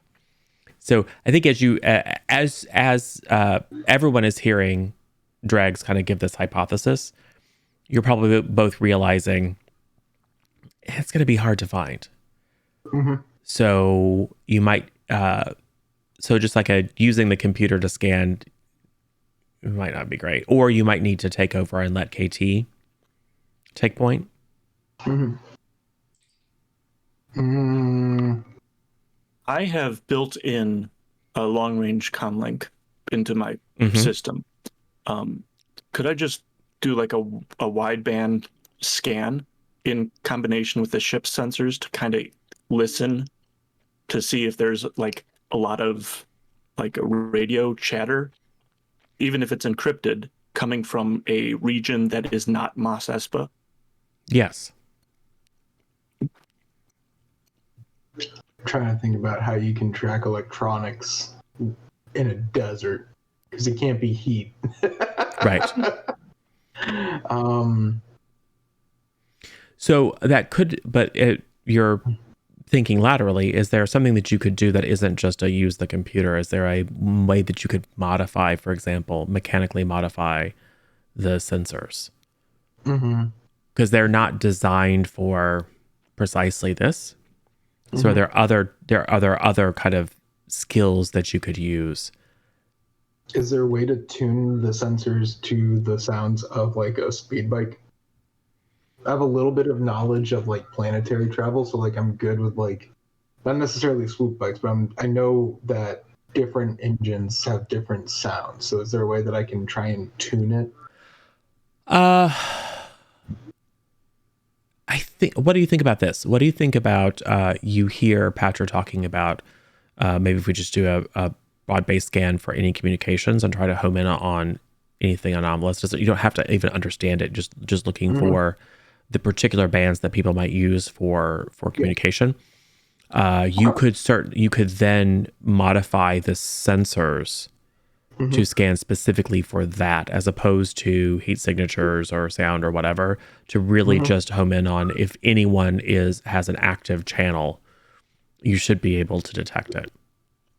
Okay. At least to give, and maybe not pinpoint the location, but at least to give you somewhere to look. That's even better because my mechanics is 2 yellow, 2 green. Well, then why don't you go ahead and attempt to make the modification? Okay. Dregs is continuing to coordinate, I assume, unless there's something else you would like to do, Dregs. Dregs is not paying attention. Dregs is so busy coordinating that Dregs is, okay, cool. So, yes. And then if you are successful, that is going to provide a significant benefit to Patcher, who's going to do the scan. Yes. Okay. I'll give it with difficulty 2 for the mechanics. Yeah. Okay. That is 3 failures and 3 advantage. I'm going to use a major boon. Might as well. We have so many. We're blowing through them. Because and Good. Brogella We're down just to 4 now. and Brogella just added a minor boon, and Kelly, my favorite, Accidentally. my added a major favorite bane. Kelly, added a major bane. Accidentally. Mm-hmm. Yep, of course. I have now 2 failures and 4 advantage. That's better. We're getting there. Ah, I don't want to use okay. another boon. No. I don't think you can use another boon anyway. Oh, there you go. It's limited to 1. With those advantage, you can give a boost die to the next player in initiative. You can provide. And we're not sure. Not exactly an initiative, but Patcher is next, so you can actually provide. You could provide 2 boost die. One, you can spend 1 of those advantages to just kick it to the next person, and spend 2 of those advantages to hand a boost to a specific person. So what you find is there's like nothing. It's not that you're not able to make the modifications. It's that your whatever modifications you made just show no result. Which is useful intelligence and helps to modify what Patcher is doing. So you may make the hard computers check with 2 boosts. Yeah. Okay. Hard is 3 difficulty. Because of that help, I think it's narratively like we're not listening for outposts because apparently there's nothing out there. We just flew over a bunch of mooks that have radios. So I'm going to try to like trace their signal to wherever they're communicating with. Sure. Just narratively to make it make sense. So 2 boost die. Any setback? Any no? I don't think so. There's no environmental conditions that would make this more difficult, other than the things that just make it difficult. So okay, I think I'm just gonna roll then. Sounds like a good idea. Maybe use a major boon if it's necessary. There's so many. Yeah, I'm going to use that major boon. Burn through them. Yeah, because It that's wasn't even bad. It just wasn't good. no. Yeah, it was like Do I, and I keep those 2 boost because the boons are Yeah. outside of the game mechanics. And you could even add another one if you want to spend the minor boon. I'm going to save that. Okay. Good save. Good job. Yeah, 3 success and 3 advantage. So, That's better. how to make this work narratively? So, yes, you can pick up a lot of you can pick up the chatter from the folks that you have just left, and a couple of them are, talking to each other. What should we do? And oh, they got away. And we'll say one of them is really dumb and opens a channel. It just comes through as encrypted garble. But there's a momentary blip where someone answers, and you can imagine someone saying, I screwed up. "Oh, I screwed up. I rolled mechanics and not computers. Computers is a worse roll. I should be fair. okay." Start over from the scratch. Sorry. I am sick with plague. That's fine. I believe in you. Well, Well. damn. Well, okay. Okay. Triumph. Big with Jesus. plague. Of course. Sure. So, Continue. narratively, one of the rattled mooks is dumb enough to try to use their special encrypted channel. You don't have the time or necessarily even the sample set to decrypt it, but there is a very quick blip response from somewhere about, it's only 3 kilometers away. It's very nearby. It is actually coming from one of these rock outcroppings, like an old cliff face, or the side of a small volcanic island back when Tatooine was actually a lovely kind of oceanic planet that has since been eroded down to almost nothing by the millennia of sandstorms, etc.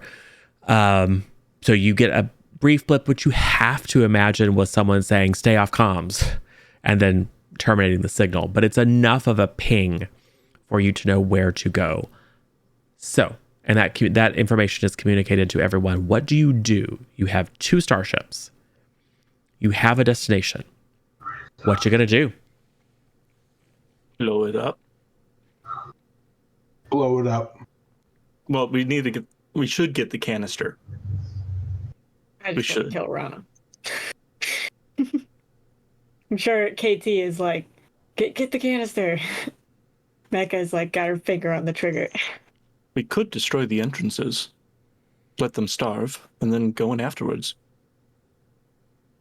If there's not some sort of tunnel network that we don't know about. We Or you don't can tattle know on for a them. fact where all of the entrances are. Get tattle on them. I love the I idea. like to go in I and love that idea that bust Drag's just nuts. or we could tattletale. Yeah. Yeah, and then clean up whatever's left. Exactly. Just transmit those coordinates. We can check on that and be like, yeah, get a positive, confirmation on it or whatever, and then transmit those coordinates to, the Rebel Alliance or anybody, and The Hutt do, cartel. a low orbital strike on them. Say that, oh look, there are these smugglers that aren't paying you tribute on Tatooine. Oh, here's their secret base. Or you could just be like, there's anonymous smugglers on Tatooine. And they're like, yeah, everybody on Tatooine's an anonymous smuggler. And how did you get this number? The smugglers. New phone who dis is what you get back from the Hutt cartel. Mm-hmm. No, but so you have options. What are you doing with the ships as you're discussing? So you have a ping, and you've been able to associate it with a location on the very kind of lo-fi line graphic topographical map that apparently is, with all the faster than light technology. That plus like physical toggle switches and stuff like that is about the best you can get with interfaces, whatever, Star Wars. But you are currently flying in some direction above the sand. So, like, how do you immediately react to knowing that there's a destination? Is it far away or is it within It's like 3 or 4 kilometers. It's not far at all. Oh, okay. Well, I just mean as far as like, can we assess if there's any weapons outside or whatever, anything like that? Yeah. Fly towards it. Keep a distance. Okay. Look to see if there are any like anti-air emplacements. Okay. Like turrets, that kind of thing. Okay. And still having the conversation though about like what the actual plan is. Yeah. Mm-hmm. So figure out what so we go into kind of narrative time. All the conversations going rapid fire as you swing the ships around and begin to make for this where you believe this hidden base to be. And then there's a conversation of where we could tell someone, we could tattletale. What is the plan? Mecca wants to bust heads, but she also realizes that this isn't really a bust heads crew. Speak kind for of alone in yourself. that. I ran in circles like 30 minutes ago. Yeah, we got a pacifist. I mean, it was 30 let seconds records ago. show that Mecca has barely fired a shot this entire campaign. Yeah. And I do have 5 soak, so I'm okay with it. I put points into gunnery just to be told to go pilot the ship. My pants Could also shoot from the pilot seat. Yes. Not my fault we glossed over that. No, you can. You can. The forward facing turbo lasers. You can absolutely fire. Mm-hmm. And you can control the turret, but it's set up to have an actual gunner sitting in the turret if you want like maximum efficacy. Gotcha. But yeah, you can fire, especially if it's a stationary target. But all of that presupposes there's a plan. What's the plan? I like Patcher's idea of destroying the entrances and, basically besieging them. Mm-hmm. But Dregs would also know that they're rats, and rats always have a way out. So what we may see as an obvious entrance, it would be best to cover, if it's like an outcropping or something, like maybe have one ship cover the entrances and one ship kind of like, outside kind of looking in from another angle to see if there's like any signatures leaving that we didn't see with our initial scans. How many people did we see leave with Rana? Oh, I don't think you counted, but 15, 16? Oh, damn it. Yeah, plus who knows what's because it looked like it was her entire swoop gang entourage. The folks who were posted up to ambush you on the dune were extras. Gotcha. Bonus blasters. So what kind of equipment do we have again? 2, 3, 4, 5, 6. The Desperado has medium turbo lasers, which is a better weapon than the Pale Lady. Yeah. We could besiege and hope to draw them out and like be scanning to see if they come up at any point. We could make our own entrance. I can see through 2 meters of solid material. Yep. Look for a weak point. Yep. You can see through our clothes? Yes. Oh. It is helpful in medical practice. And then one of your eyes goes out and then pops back up like a wink. It's just a momentary mechanical failure. It was not a wink. I assure you, it is perfectly professional. Huh. Ignoring that, I like the plan. And you should get that mole checked out. But anyway. So I say one of us attack the weak point, another be focused on entrances in case they come out of the entrance, whatever the obvious entrance is, and then also maybe be looking around just in case there's another entrance that we aren't aware of. So it sounds that they like could get. one to basically assault, and then one to like fly around and check and see and make sure that if there is a like Overwatch. Maybe like Overwatch. pop some shots around on the ground just in case there's other stuff underneath that, just to get them to get out. I mean, could lay down like to contribute to a very impressive show of force, but the primary task of the other side is going to be scanning to make sure that they're not escaping. Right. Cool. All right. So, which ship is doing which? I think Pale Lady should scan since its guns aren't as good. Yeah. And Make it Desperado like has blow better shit up. guns. Yeah, Yes. and we both want to blow shit up. So All right. So, cinematic moment as the two ships very close by skim over the sand. You're having this conversation. One of them peels up a little bit to catch some altitude and is circling around this big promontory of stone. I will say it doesn't take a roll, but now that you are within visual range and know what you're looking for, you can see that underneath an area where the sand has scoured, like an undercut into this big cliff, you do see that there are some very, very heavy, like Durasteel doors. So I don't know what's happening, but I don't approve. Oh, okay. I can see it now. Just We're bobbing. bobbing to the Mandalorian theme song as we fly in. Okay, that works. That works. Okay. I didn't Okay. hear the theme song, but yeah. Can I get a Cthulhu in chat for that? Cthulhu. All right. So I'm gonna redeem a Major Bane. yes, please do. No. All right. So yes. Let me go ahead and Patcher and Mecca, do your thing. Okay, so would mine be what, gunnery? Yep. And I assume, Patcher, you're trying to see if you can find an appropriate weak spot. yeah. Okay. Is this standard like 2 difficulty or? Yeah. Okay. Because you're firing at something large. Would that be computers or Perception. Because I think perception. you're using your perception? special Yeah. perception stuff, right? Yeah. Yep. What difficulty for me? I think average. I'll give you a boost because you also have the use of the ship sensors. And then depending upon this result, if Patcher's able to identify a weak spot, that is going to have a benefit for Mecca. Oh, I already rolled. Whoops. That was bad. I got 2 success, 1 advantage without waiting. So what I got a failure and 2 threat. You can reroll. We still have 4 major boons. Good, Got boons. but you might need it.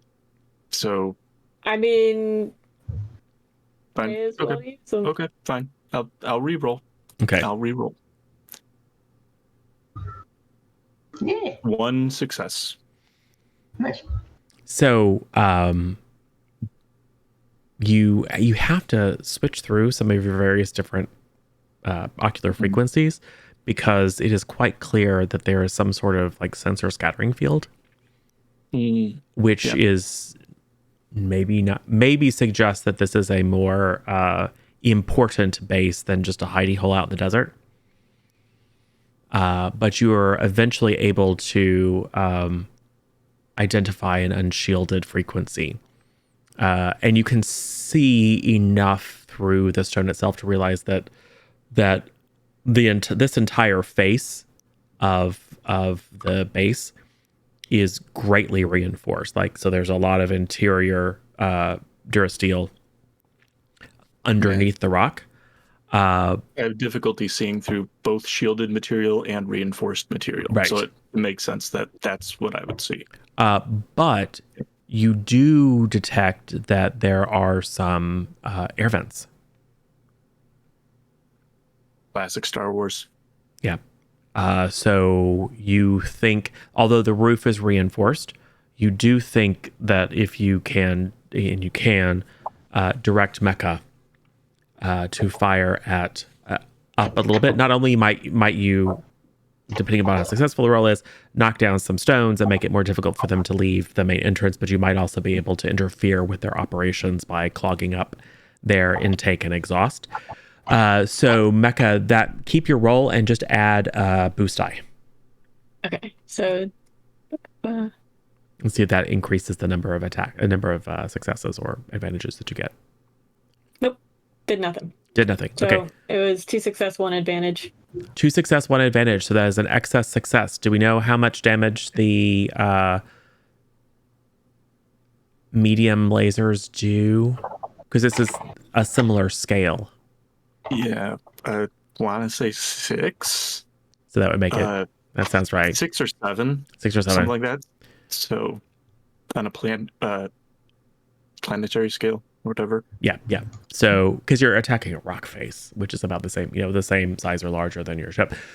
So yeah, I mean, stone has a little bit of a soak, but we'll say that is sufficient. You just pew pew pew blast away at the top of this. You do knock loose a very large chunk of this almost like overhanging lintel. Not enough to completely block the entrance, but certainly to create a challenge for anyone who's trying to exit. Although the doors do open this way, so it's not like it's blocked closed. That makes it so they can't take their swoop bikes out. Or it might make it harder for them to take their swoop bikes out, assuming that this is the only entrance. And you do see, after you fire, you do see a secondary explosion and some very thick black smoke pouring up out of the rubble. So you probably hit some sort of, like maybe air exchange processor or something, but there's been mechanical damage to the base itself. Although from what Patra's able to see, the physical integrity of the base has not been breached. But you think some of the systems that might lie outside the reinforcing walls and ceiling and potentially floor have been compromised. So, scan duty, Overwatch. What are you guys doing? Our best. I think we discussed some people are scanning and then maybe popping shots just to. I mean, so like I assume we're scanning with computers and machines, not with our eyes. Yep. So, and KT, since you're not doing anything that is strenuous in terms of flying, I mean, you're literally just doing a loop around the top of this thing. You could also be the one that does. I think you have the highest computer skill. Yeah, I think so. So KT, you could literally just do a scan. That is going to be an average computer's check. So 2 difficulty. 2 difficulty. Since I never used it, do I still have my boost from earlier, or? I think it's expired. I think this is a different situation. Okay. However, we do have, I think, keep me honest here, SJ. I think we've got at least 1 minor boon that you could use for an extra boost. We have 1 minor boon. You could certainly pull that up. There. Yeah. I just want to make sure before I Okay, cool. Because I left it from earlier. Computers. Here we go. Ooh. 1 failure, 2 advantage. I feel like I want to re-roll that. Got so many major boons. Not anymore. All right, we have 2 major boons left if you reroll. Yep, that's tons. Not 0 very. still Successes has and 3 5 dark side points. advantage. And they're a renewable resource. So, Right. okay. So did you reroll? Yeah, 2 success and 3 advantage. Haha, beautiful. So if you have any strain, you could certainly recover it, or you could pass boosts. I'll do that. Before you pass the boost, let me tell you what you detect. You are primarily watching for, like, if a second door opens, or like if people are like fleeing out the back or whatever onto the sand, you do not detect any people fleeing on the sand. You detect, however, two things of import. One, let me describe this outcrop a little bit. There's a big kind of low, deep, chunky piece, which is now, there's black smoke coming out of it. And the front is being fired on by the Desperado. There's a little bit of a spire off to what I guess would be the west. It's one of these where, like, maybe at one point it was a volcanic, like a granite plug of a whatever volcano, but it has like partially collapsed. So there's one very kind of sharp spire and then a little bit of a plateau, and then it kind of goes down like down this like tower like structure, and then eventually bleeds out into this big chunk where you believe the base to be. You pick up on your scan a relatively well disguised Durasteel platform, a set of doors arranged horizontally at this little plateau area. I'm gonna radio Patcher and Mecca on the comms and let them know what we're seeing, so that way if they also wanna, if they happen to have any free time, they want to just put a little like not bead, but just like pay attention over on that side. Yeah, it might be a ship ready to take off. Right. It might be a ship ready to take off. The other thing that you I can see what you're doing, and I Notice. don't like it. I don't like this. you just happen to pick up a ping of two more ships. Is it a heavy ping? I'm not very strong. Approaching, leaving, firing Approaching. up. Oh no. Yes. So you realize that there is a, think of it like a hatch that is currently closed and very well disguised visually. It's basically, it's got fake rock on it and it's been painted and there's like sand and stuff like that, but you are detecting the steel structure beneath it. And then you're like, as soon as you radio, it's like, they've got an escape hatch up here, obviously for some sort of ship. And then, speaking of ships, we've got incoming. So, what do you do? It has just switched from 2 ships against a static base to 2 ships coming and at least 1 in the base. I guess, can we figure out what kind of ships these are? Because this could also not be from them. This could be from when I reached out, or this could be the people trying to find the ship that we received. Acquired. I will say that your contact is on Utapau.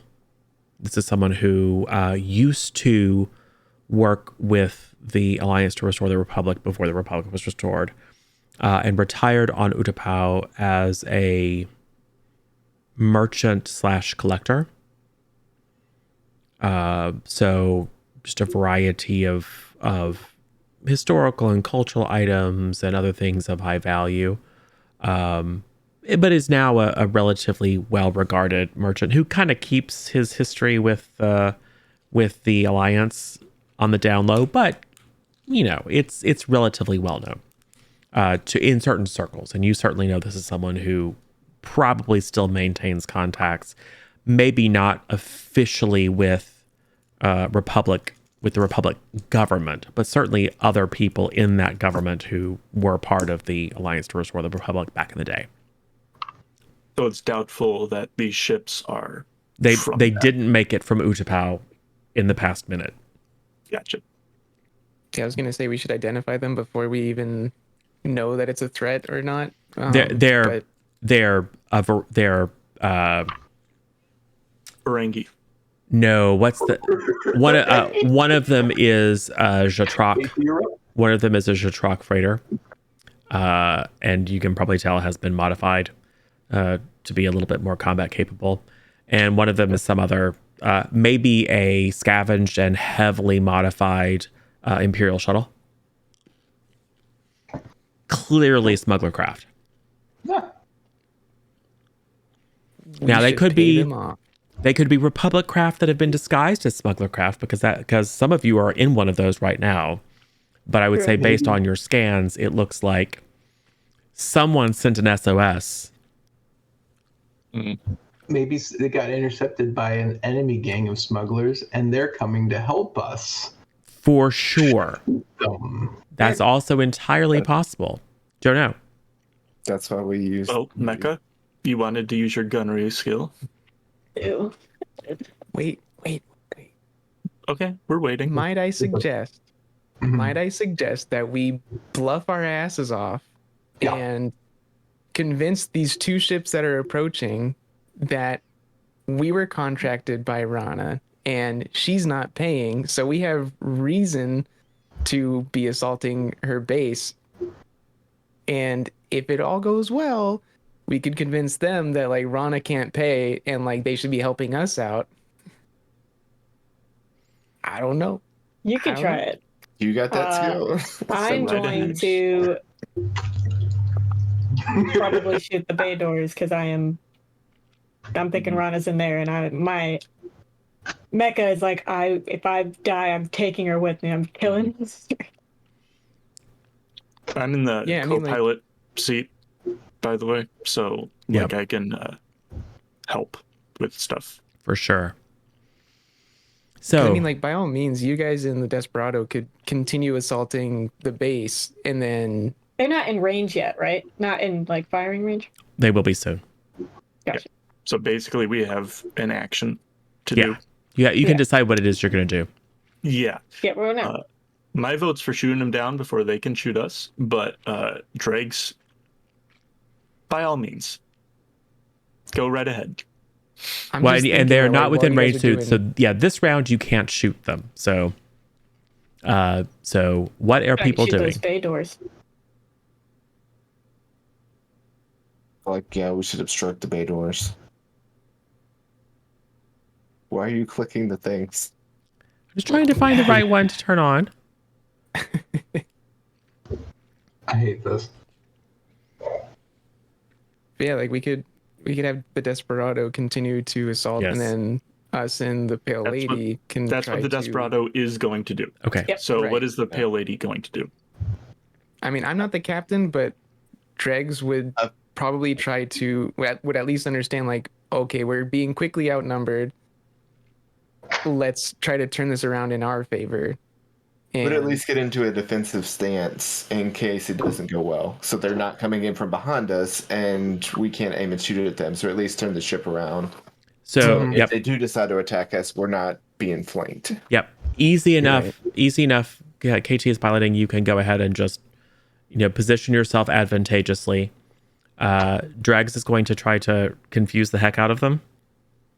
I Yeah. would like to assist Dregs as best I can Sure. with my history with diplomacy. I'm not good at diplomacy negotiations, but like I know a couple phrases. So Good at coercion, but I'm it could be coercion. Yeah, same thing. I'm not great at coercion, but gonna bust the doors down instead. Cool. it could be maybe a boost.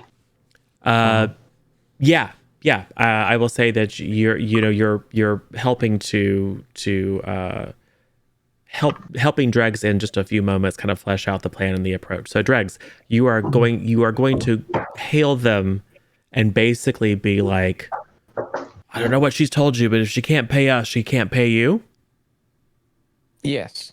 Yeah, roughly like, Rana had us recover some mysterious object, and on the way back, she tried to pay us off by killing us, essentially. Oh, it's almost so And- you're more or less telling the truth. Well, Yeah. I've learned that telling the truth is not a good plan in this with this character, but we can twist the story. Yeah, She you're said that she Like, couldn't little, pay, like, or, embellishing the she tried truth. to paid us with thermal detonators. yeah.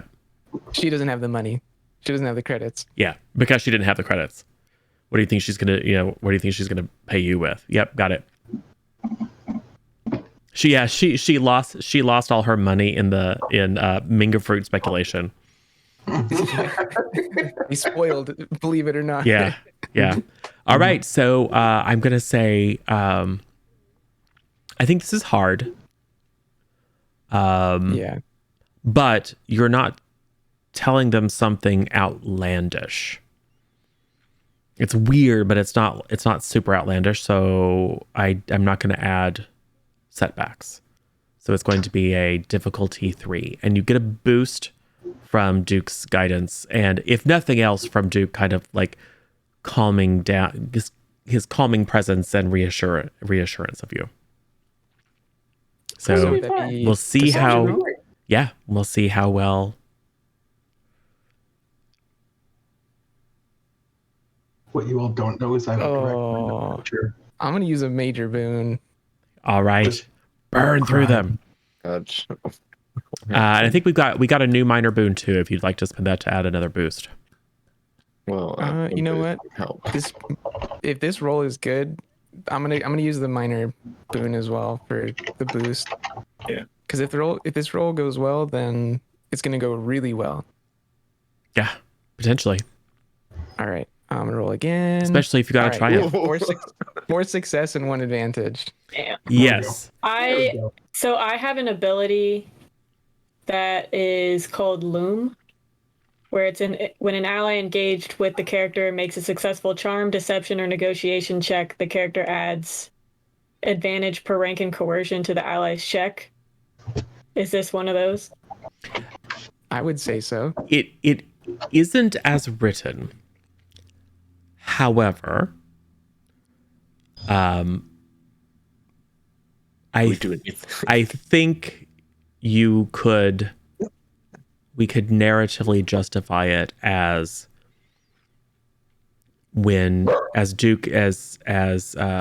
Dregs with Duke kind of behind his shoulder is communicating as like, reaching out in kind of a diplomatic way to say, hey, you don't know what you're getting into here. She's not gonna be able to pay you. You cut in on the same channel, Mecha, with your full gank face like right up against the camera. And it's like, we're gonna take her down, whether it means going through you or not. Just kind of add that little bit of like, this is maybe more than they maybe have bit off more than they can chew. So sure, that would enable you to add your loom. Oh, it just add 2 advantage. Perfect. So you have 4 success, 3 advantage. Yeah. Cool. That is fantastic. So I suggest that you pass those advantages as boosts. Absolutely. To who is firing? Mecca. Mecca and Patcher. Cool. Because So we got what, the forward-facing ones and the turrets? yeah. Well, it's technically all this. There's only one weapon on the ship, but Yeah. you can flavor it. Okay, It's all I gotcha. abstracted. So you could theoretically give each of them a boost. Like if the next thing to happen is that that Mecca's going to fire, you could spend 1 for that and then spend 2 to give Patcher a boost as well, in case Patcher needs to do any fancy flying or other things. Yeah. It does definitely. mean that if Mecca is firing, Mecca's probably not piloting. I mean, you can keep the ship. Yeah. But that might be problematic based on what I spent my second dark side point to do, which is to call into reality a defensive laser emplacement. Great. So, to resolve the result of your extremely clutch deception, they don't leave, but they cut a wide circle around. They're just going to stay and watch and see how things are going, which is smart for them, because if you guys win, then they can be like, sorry, see ya. And if you lose, they go, oh yeah, we got here just in time. They don't communicate back at all, but you can see them alter their trajectory, and it becomes clear that they've decided to at least give it a minute or two to see how this shakes out. So, some ship scale weapons, however, pop up out of the a chunk of the rock face just slowly begins to slide out and then off to the side as twin turbo lasers on a pivot pop out and begin to fire at the Desperado.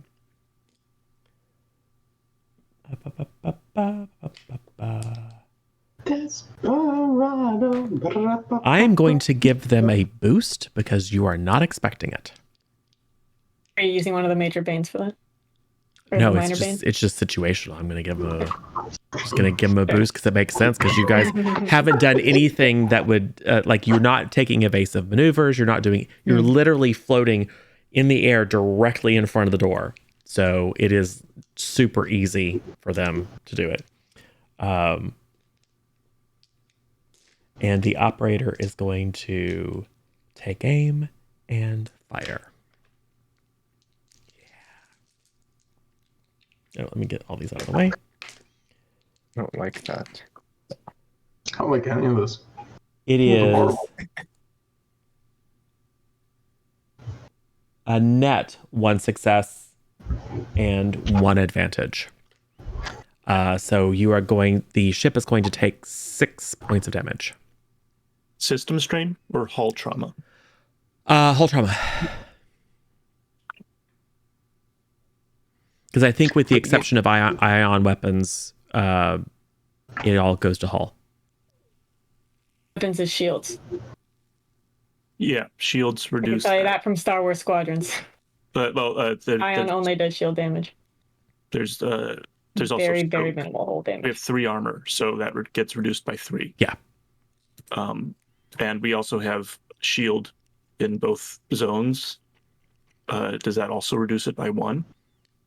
Sure. I don't remember what shield does. I don't either. So sure. For those in chat, there's a very, very complex ship combat situation where you've got different zones for shields and you can move you can control the force of the shields in various different facings, and there's minor actions where you can, move points from one to the other, and it's very, very tactical, which is super awesome for people who want combats that last 7 hours. Yeah. But yeah, sure.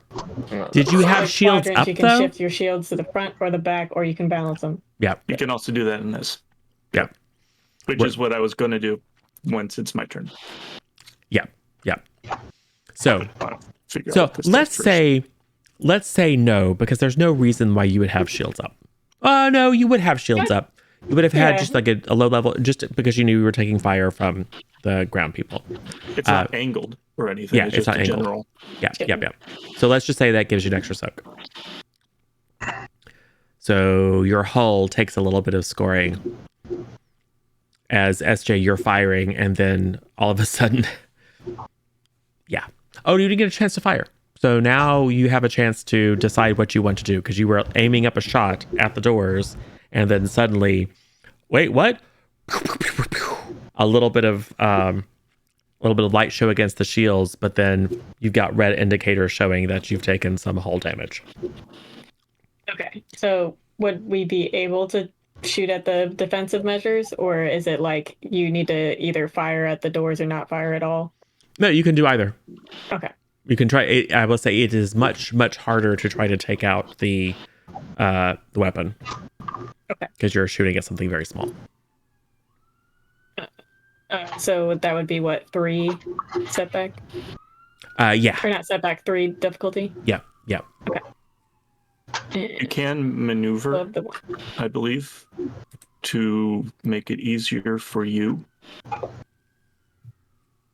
Looking through the stuff. Nope. Okay. Nope. That's only on like higher speeds. Never mind. Yeah. You're effectively stationary at this point. So you're basically going to have to move the ship to point at whichever target you want to shoot, and then fire. Okay. I will say, since it cost me a dark side point, they're not going to let their like ship scale weapon be shot at by someone with a sniper rifle, so it probably has shields. Okay. It's your guess, but you're still attacking it with a. They probably weren't expecting people to come in with a full-on ship either, but who knows? So what do you do?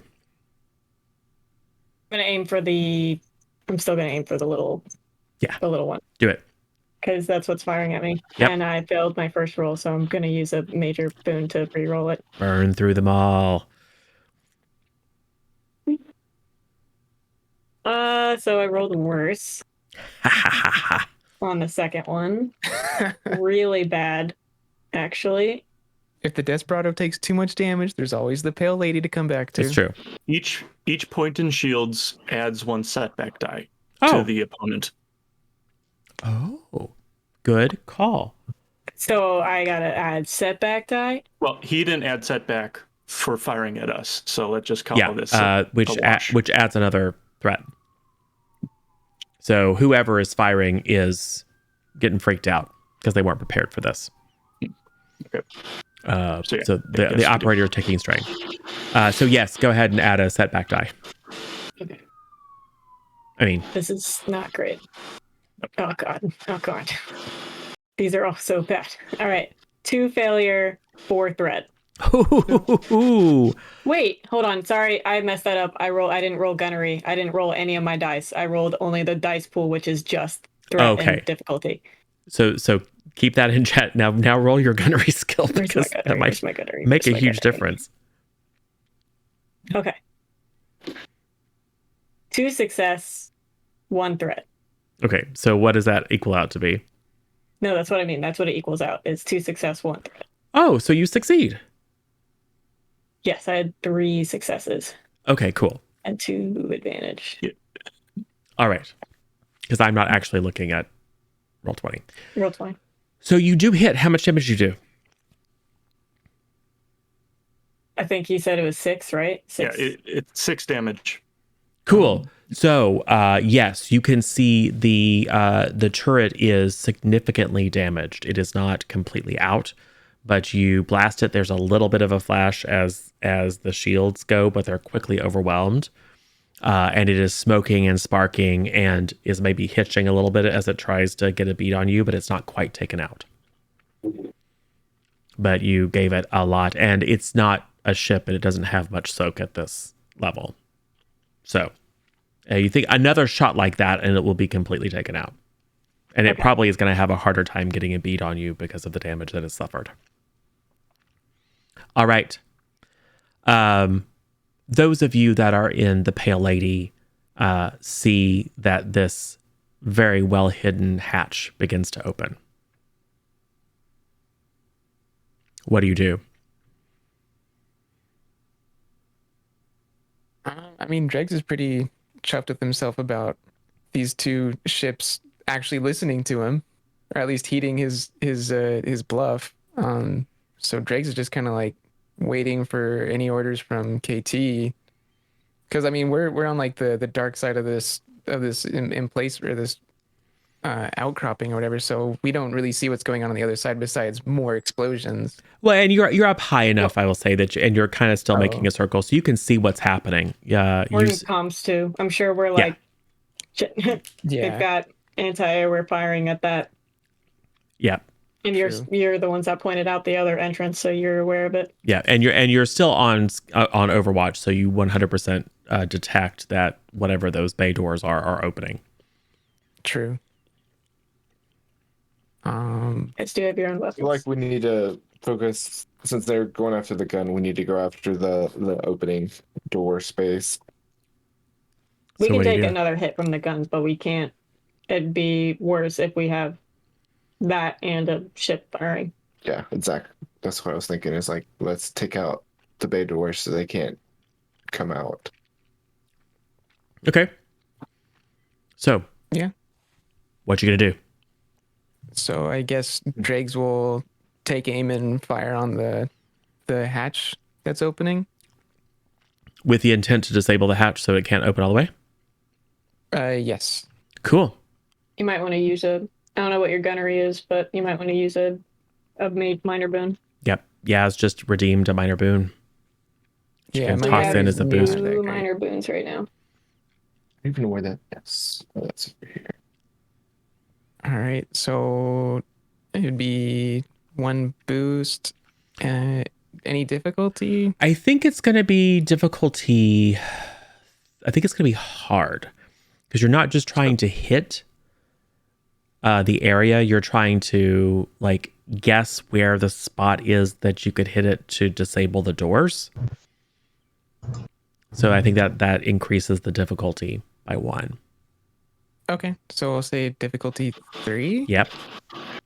All right, and then 1 boost, and then I'll roll with gunnery. And you do have other things, including light side points, because I'm giving them back to you. Well, I didn't He's using the succeed, but I dark didn't side fail points, so- either.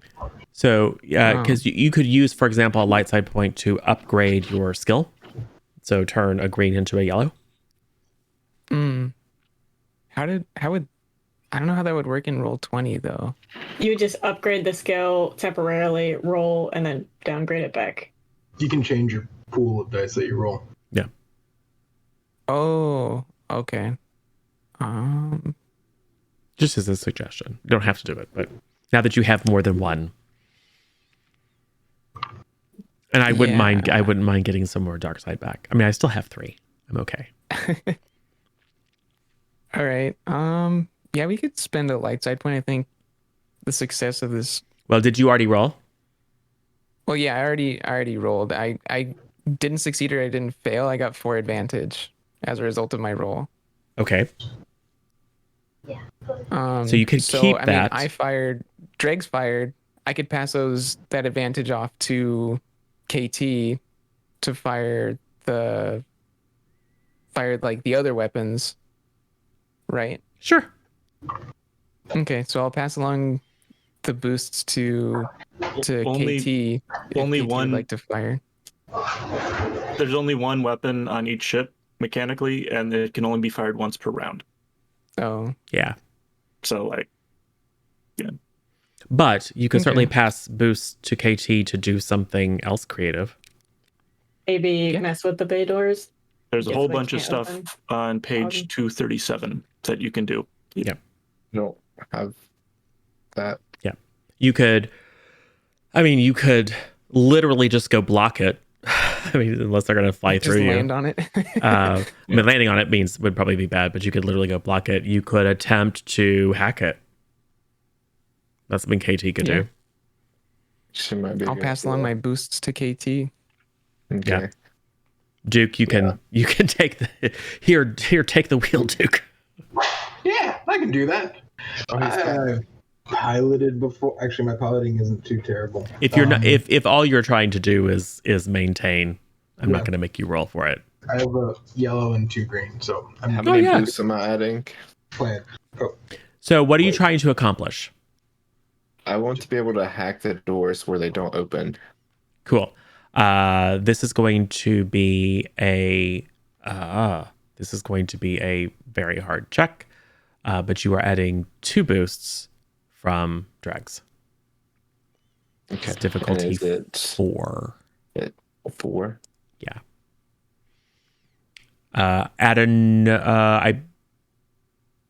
I think your special computer pad adds a boost. It makes 3 Okay. because you have all the appropriate equipment, and you have like a specialty equipment to do this. So Okay. Select here. So I got 2 success and 3 advantage. wow, against a kind of advanced, I forget what the title is, but very hard difficulty. Not quite almost impossible, but like the second highest the difficulty can get. Yeah. And again, maybe it's familiarity with like the contractors that people hire here on Tatooine to do this kind of stuff and the technology that's available. So again, you've got a little history of like what factory defaults might be for this kind of mechanism and are able to gum up the works. So you have effectively blocked the ability of those bay doors to open. Now, that is a mechanical failure or a computer failure that someone can clear, but it means that someone's going to have to do something to try to overcome that before a ship can come out. Cool. So, well done. Let's go back to the Desperado. I would like to angle the shields as a maneuver. So now the 4 zone has 2 shield. Okay. And the aft has only 0. Cool. So we need to make sure that we're still angled towards the thing. Yep. So that would be 2 setback. Yep. And also as an action, I'm going to do a hard mechanics check to boost the shields, which would increase it by 1. Okay. Do it. That is not a success, not a failure, just an advantage. So nothing happens. Do you want to recover a strain, or do you want to pass that boost on to Mecha? I'm passing the boost to Mecha. Cool. So I am rolling to hit you with 2 setbacks. Correct. 2 setbacks. They are going to aim as best they can. And fire away. But does it succeed? That's the question. So, I got 1 success, 2 fails, 2 advantage, and a triumph. So triumphs, but Fails with a triumph. does not succeed. Yeah, Okay. fails with a triumph. And the operator recovers some of their strain that they've lost. Let's see, narratively. They don't succeed at... What would be a good, and I'm open to suggestions here, what would be a good use of they fail, but it produces an especially advantageous result? They come to an epiphany that they don't like their current job. No. And decide to retire to Mos Eisley. No. They give up their life of crime. You know, that actually turn their life around. No. Somebody This bumps isn't into worth it, man. Somebody bumps into a switch or a button, and then a door opens or a mechanic starts that wasn't supposed to happen. Yeah. So It's a triumph for them. it's a triumph. Yeah, it's a triumph for them. So something coincidental happens. That is Solar eclipse. no. I'm scared of the dark. So you haven't had, like, this is not your ship.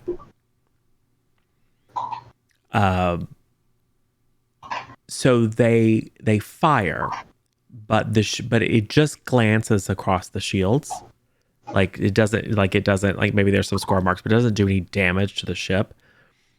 But for whatever reason, and the jostling as you guys are trying to avoid and still maintain a firing angle, I mean it's a space scale firefight only right here in front of this door.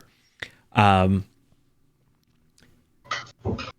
alarm starts going off in the Desperado. Like jostle loose or something about the computer system detecting combat, and it begins sending out an SOS.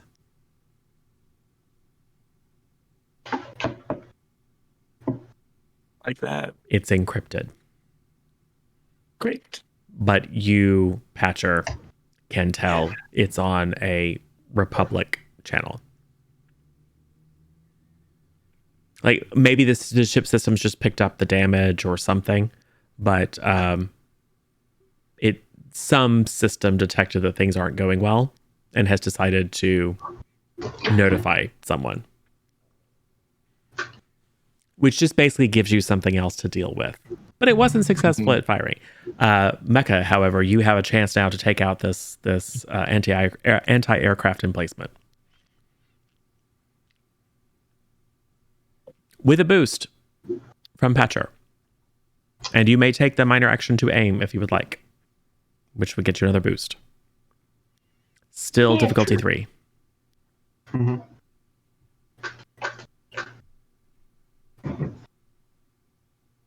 You're on mute. Can't hear you. 3 difficulty, 1 setback. No setbacks. 2 boosts. Oh, okay.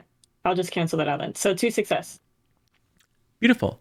So you do an additional damage because of the excess success needed to go. So yes, it was badly damaged before, and you blow straight through its shields. What little armor it has. I mean, it was designed to stand up against heavy weapons, but not sustain fire from a ship.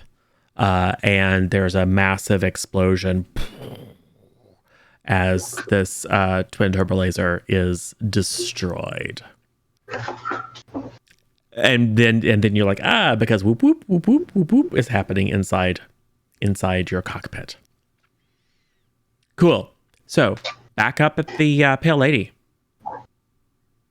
The doors are now halfway open. Shoot again. Not you're just gonna start firing again.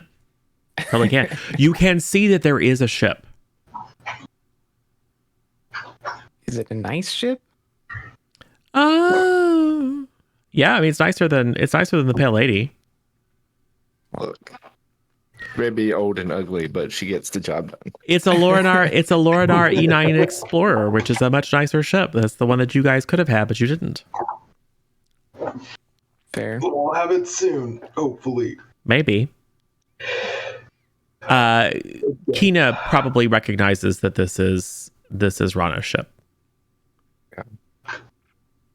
Can we do the Death Star shoot and like have the things go into the gap and You can not certainly force attempt to maneuver to get at a firing angle and then fire directly at that ship, which probably has Rana on it, which means it probably also has the artifact on it.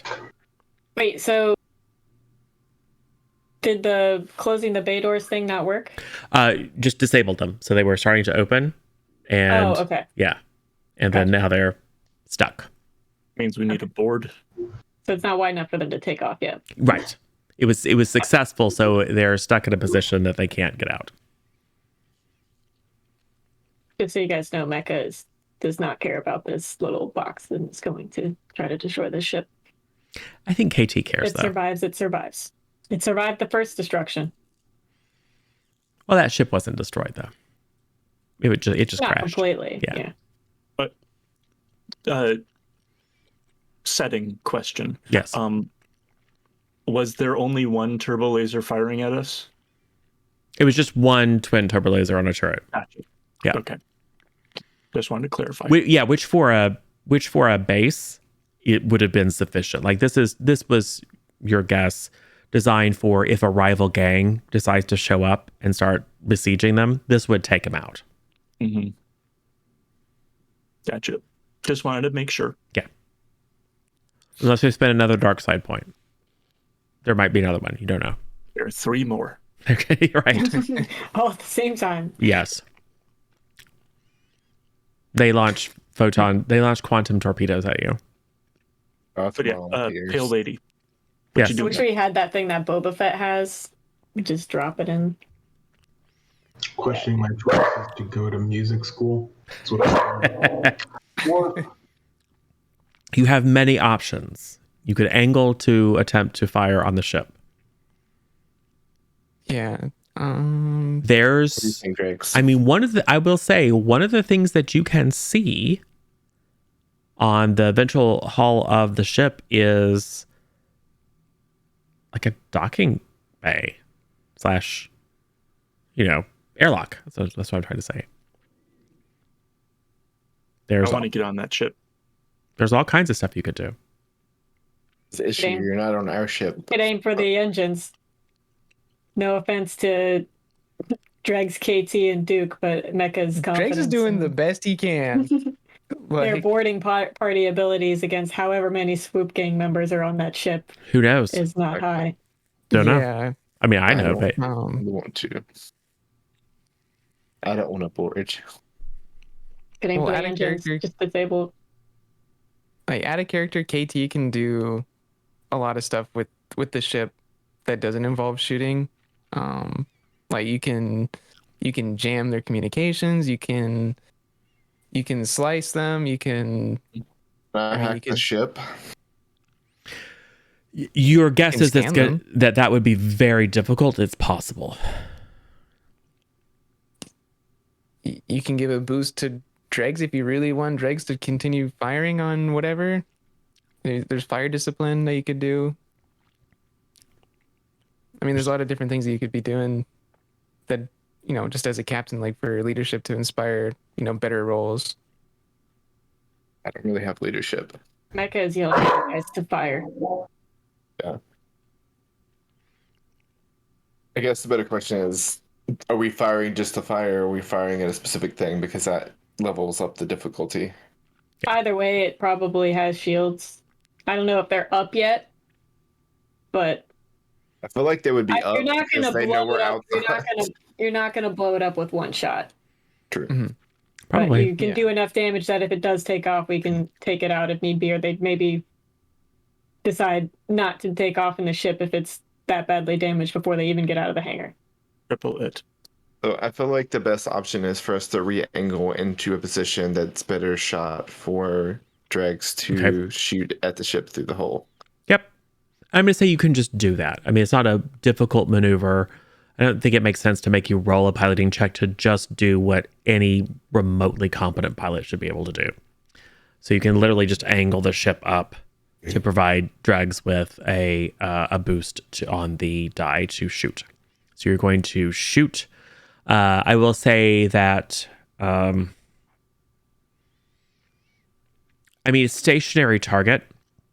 So instead of increasing the difficulty because you're shooting through the doors, I'm just going to add a setback because it's effectively like it's in partial cover, more or less.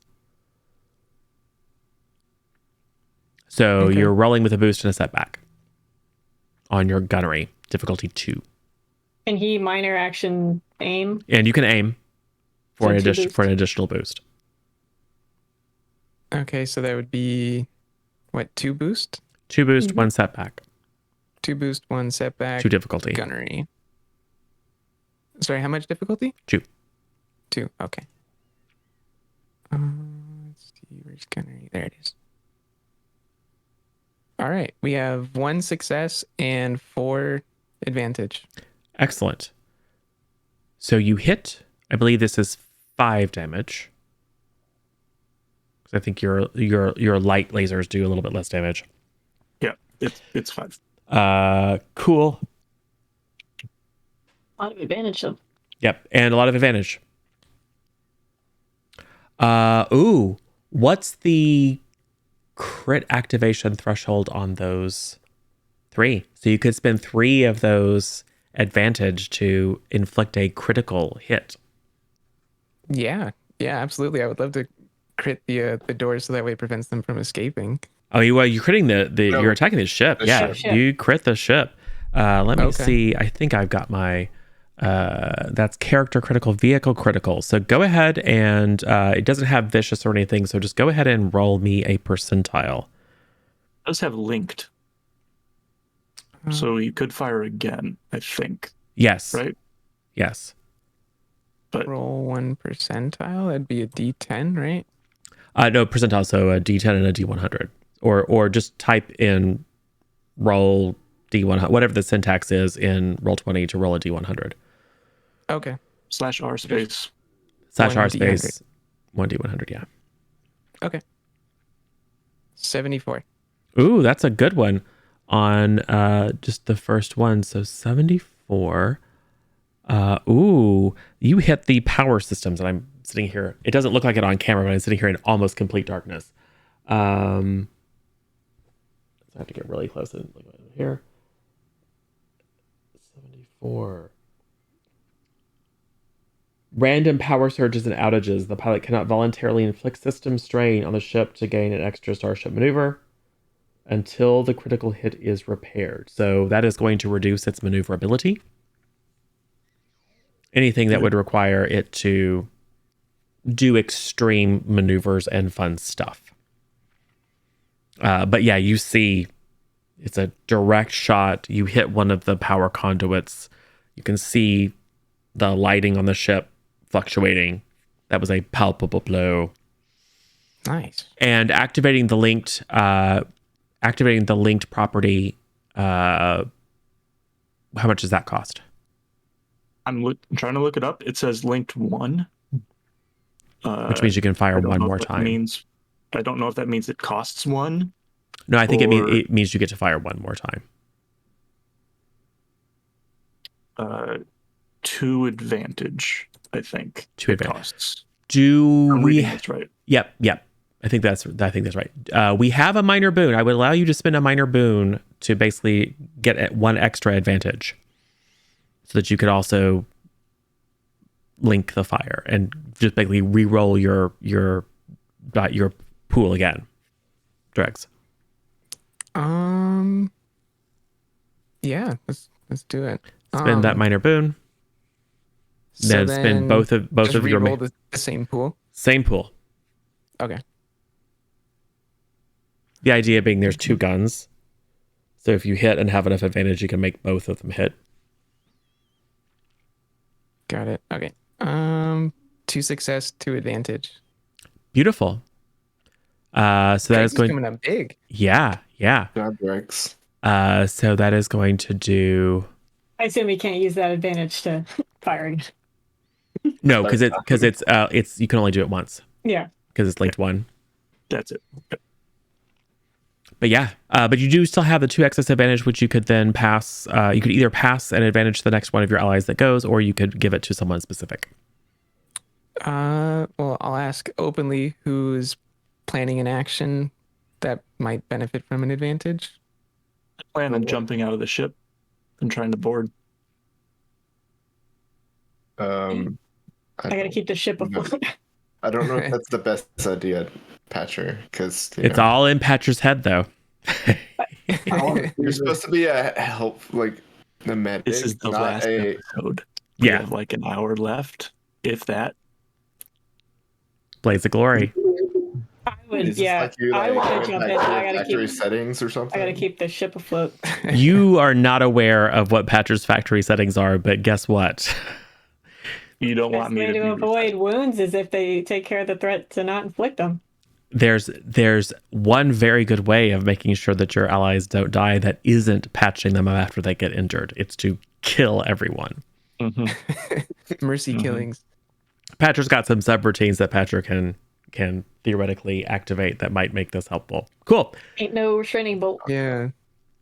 Yeah. Well, I think Patcher's chomping at the bit to go next, so pass along those advantage. Cool. So make sure he actually gets on the ship.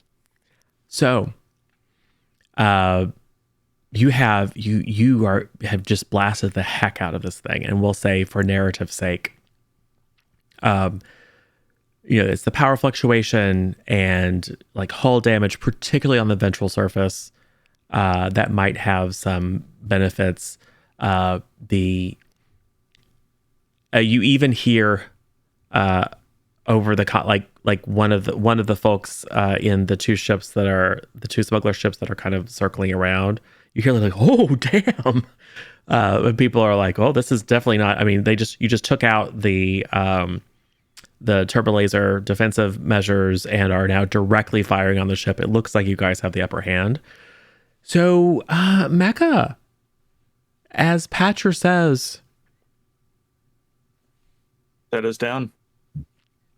or get me over there. Get me over there. Yeah, Set us I down. can get him over there. I worry about setting us down in case those other 2 are like, oh, they left their ship unmanned. And there's not really because it's halfway open. You're not.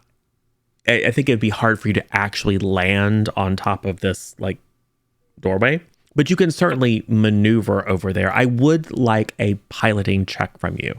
Oh, you know what? And I haven't been advancing here. Now you can see what the actual where we are with light side points.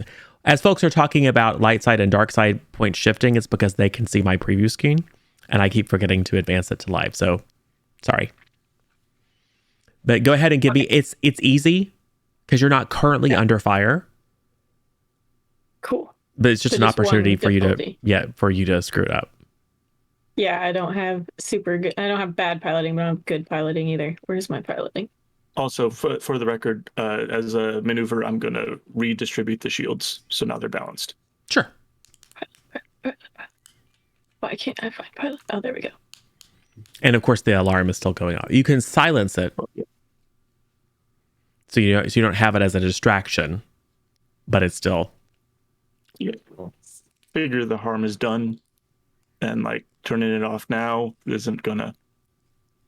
Yeah. Do you want me to re-roll? I got 2 advantage, no success or failure, or they canceled out.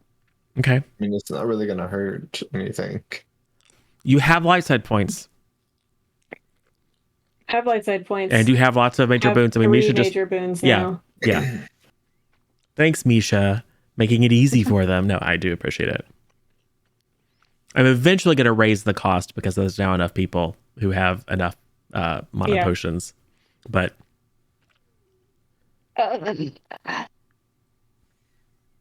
What would it do if it's just advantage? Would it just not make it so it's like perfect?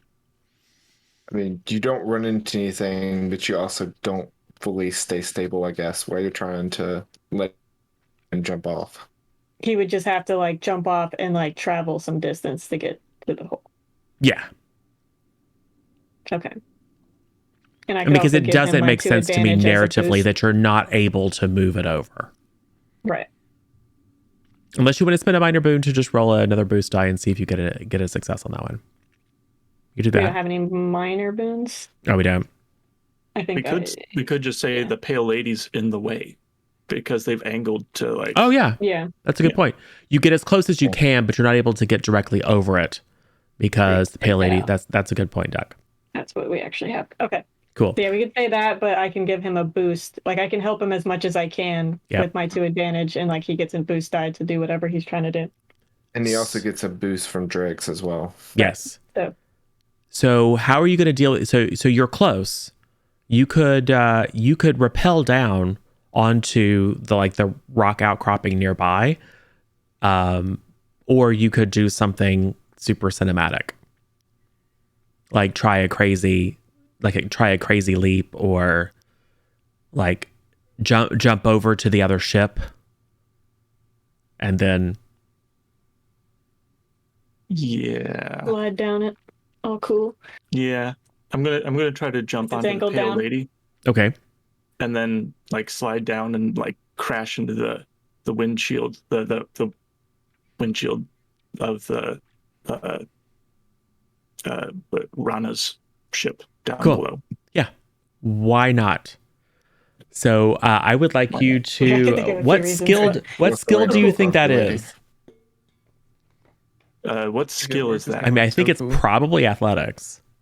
Athletics. Okay. I think it's hard. Yeah. Okay.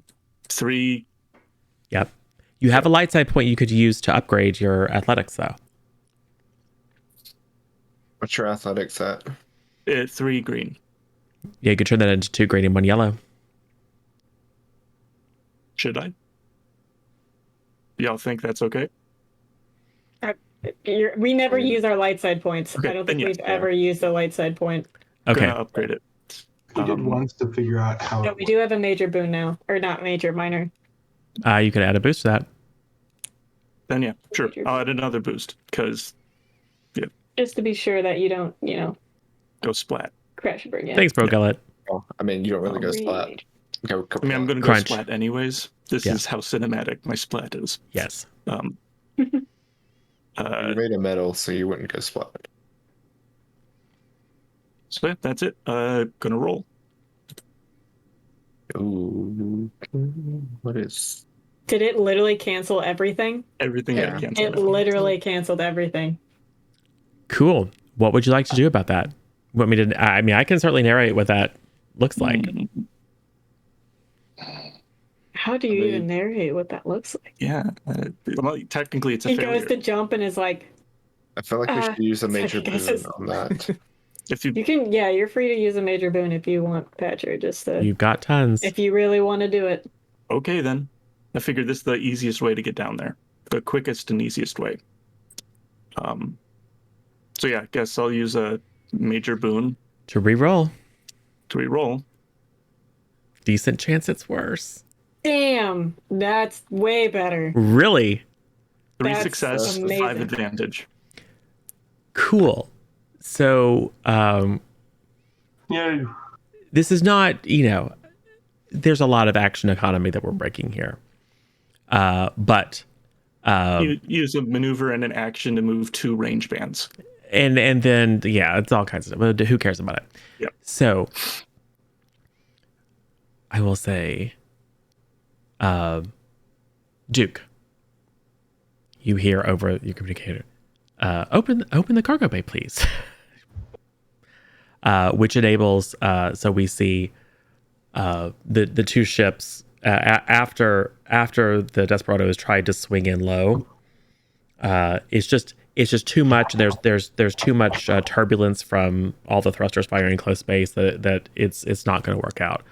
Instead of waiting and maneuvering, you basically just rotate the ships.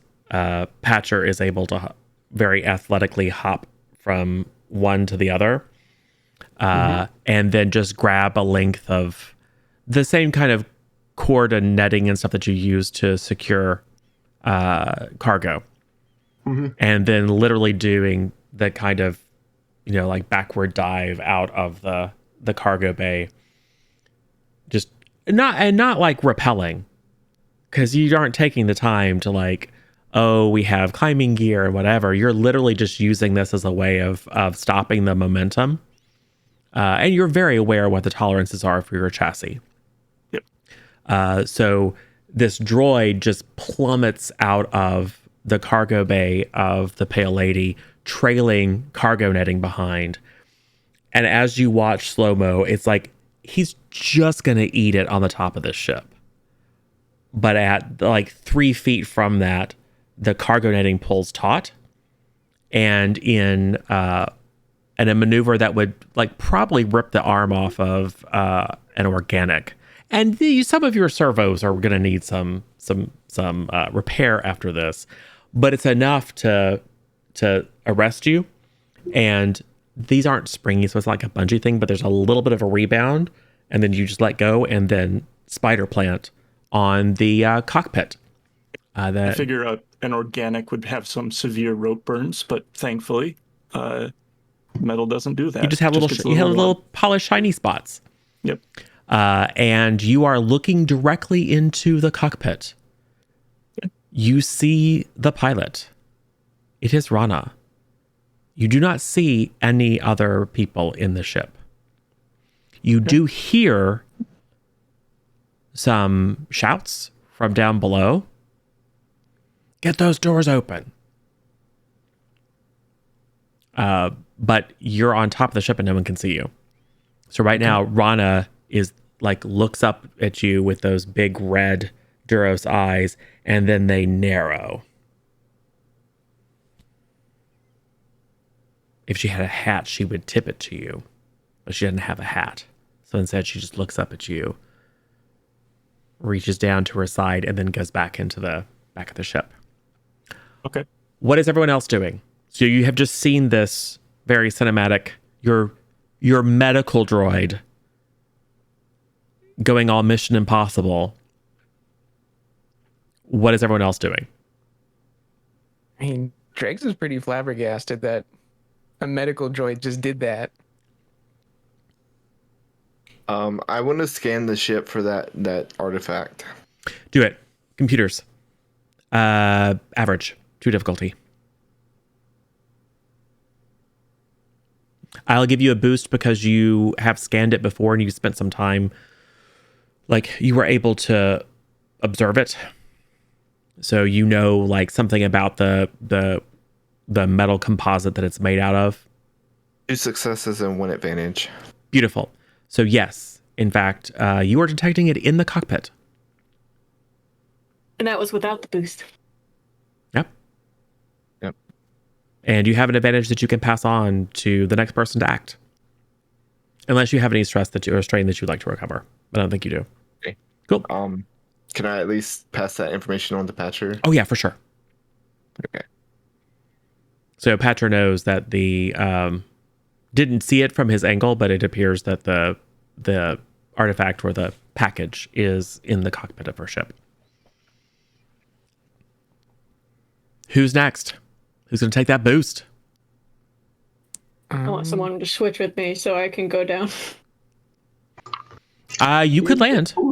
Through. Mecca is pissed right now. She can't go down and has to pilot. I'm going to say, if you would like, you could set the ship on autopilot. You can basically just set the ship on station keeping. Yeah, I was gonna ask because I did that at one point with my holopad that I was able to control that ship. So yeah, from where you are, Mecca, you could. There's a button you could push that would just say, "Stay right here." All right. Is there anything like I could have it stay right there and lower it so that we can actually get back up again? You could take the time to like tie off a rope. Okay. And then lower yourself down. The only thing that I have about that is because this beacon's been going off, and if you leave the ship and it gets overridden, then we're down to one ship. Who knows? So I feel like we need to have somebody on that ship. I'm not saying you have to be the person that stays. Yeah, well, I'm down there. Someone else can zip in. So Yeah. I'm going to hit it on autopilot and go to join Patcher. Cool. We do still have the navigation link between the ships that was set up previously, so you can actually pilot the Desperado from the pale. That's true. That's true. Not great for things like dogfighting. fine maneuvers. Going through canyons, stuff like that. But yeah, you would have the ability. Certainly, KT, if someone tries to override because you do have the nav computers linked, if someone tries to start sending commands remotely to the ship, you would know it and have a chance to counteract it. Okay. It's a good thing to be concerned about. But so Mecha just is like, screw this, pushes button, runs back towards the cargo hold, which is open, clips on a rope, and then just like, you've got metal hands, you don't have to worry about rope burn. Just basically lower yourself down. Covered in armor, head to toe. Cool. So you are now, I will say, we hear the clank as your boots hit the partly opened top hatch, and it's just enough that you can kind of see below the ship. It is on, it's on a mechanical riser, so it's not like flying inside the hangar bay, but the rising action was stopped obviously when the doors failed to open, so they wouldn't crush the ship against them. But you think you will have, if you wish to maneuver onto the ship next round, it will be simple for you to do. It's literally a hop, skip, and a jump. What else? For now, I'm gonna watch, I guess, the outside. Like, I'll be there and then like peek out to make sure people aren't like coming out of the ship to get Patcher on the outside of the ship. Yeah. I guess. Yeah. I Cool. have Overwatch. Who else is doing things? So we've got so Mecha has joined Patcher in making an impromptu assault. What are Duke and Dregs and Katie doing? Just kind of looking around, going, "What the?" What's your piloting skill? For like planetary, which is what this would be like. Well, it's space. It's actually space. It's based on These are cycle, spaceships. I keep messing it up. I mean the space one. Yeah. I mean space. I apologize. Space is my weaker one. It's just 3 green pips. Which But is it's not. Which is what I had to. Which is pretty decent. It's decent. It's not bad. It's average. It's like completely average. You could do basic stuff. Yeah. Dogfighting in a canyon is would be tough, but holding stations and basically getting from point A to point B. I mean, you could screw it up, but it's not likely. You want me to go in a straight line? You want me to fly out of the canyon? I can fly out of a canyon. Yeah. I can't promise that I can dodge other planes while I get us out of that canyon, but I can get us out of this canyon. You know what I mean? Yep. So you got your answer. I want to help. Yeah, KT, you know that Duke can fly. I can fly well enough. I've done it before. I can take over for you if you want to go help KT. Yeah, I want to go be involved in this because I would like a little revenge on this woman. Okay. Oh, So you can make a piloting check. you don't. Yeah. You No. can't. You can if you actually yes make an easy piloting check because there's a chance it might go horribly wrong, or you might be able to do something advantageous. Yeah, I got one advantage. Okay. So I would just say like no bumps. Yeah, You it's know, like it doesn't go flying out the back you after don't landing. succeed at holding it absolutely steady Mhm. because it starts to drift. So maybe you drift 5 or 10 meters before you and then readjust. So you don't technically succeed, but there's no negative consequence. So, but you cannot pass that boost along because you can only pass the boost along when you succeed, if I recall correctly. I believe that's Yeah, true. 'cause you can't- can clear stress, You could clear I a think. stress. Yes. I think. Yeah, you can. I think you can always spend any excess advantages to clear stress. I actually don't have that much stress. Well, if you have 1 point or more, you can clear it with that one advantage. My wounds and strain are all topped off. Okay, then yeah, you're fine. Yeah. So that frees you up, KT, to try to get down. Okay. Here's the problem. I'm not athletic. I would like you to make an athletics check. I'm gonna die. I'm going to say it's easy because, I mean, gravity is working with you. Mm-hmm. Flying's much more difficult.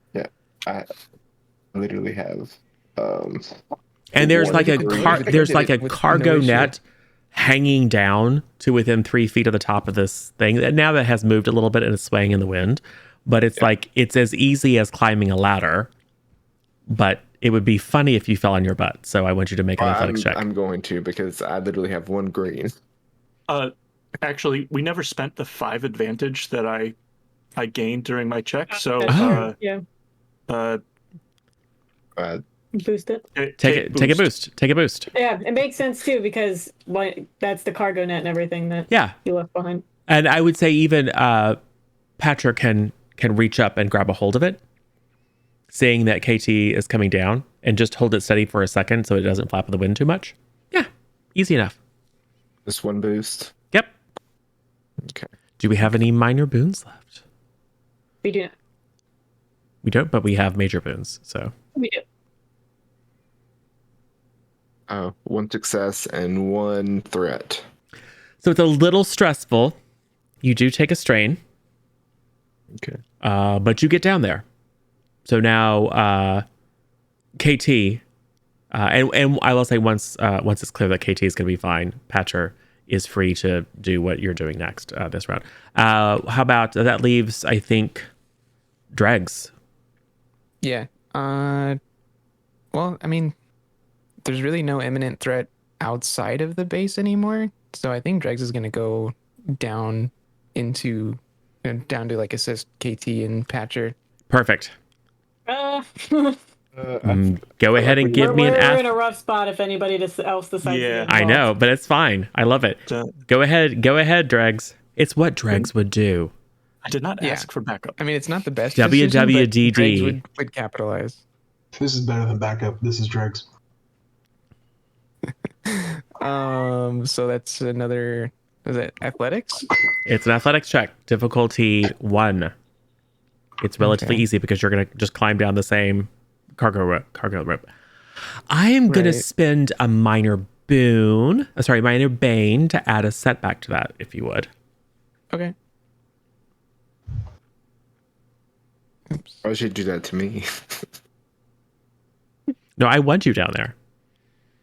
I mean, I wanted you to fall on your butt too, but I think it would be funnier at this point. Okay, so Dregs' athletic check was a net 0, but gave 1 advantage.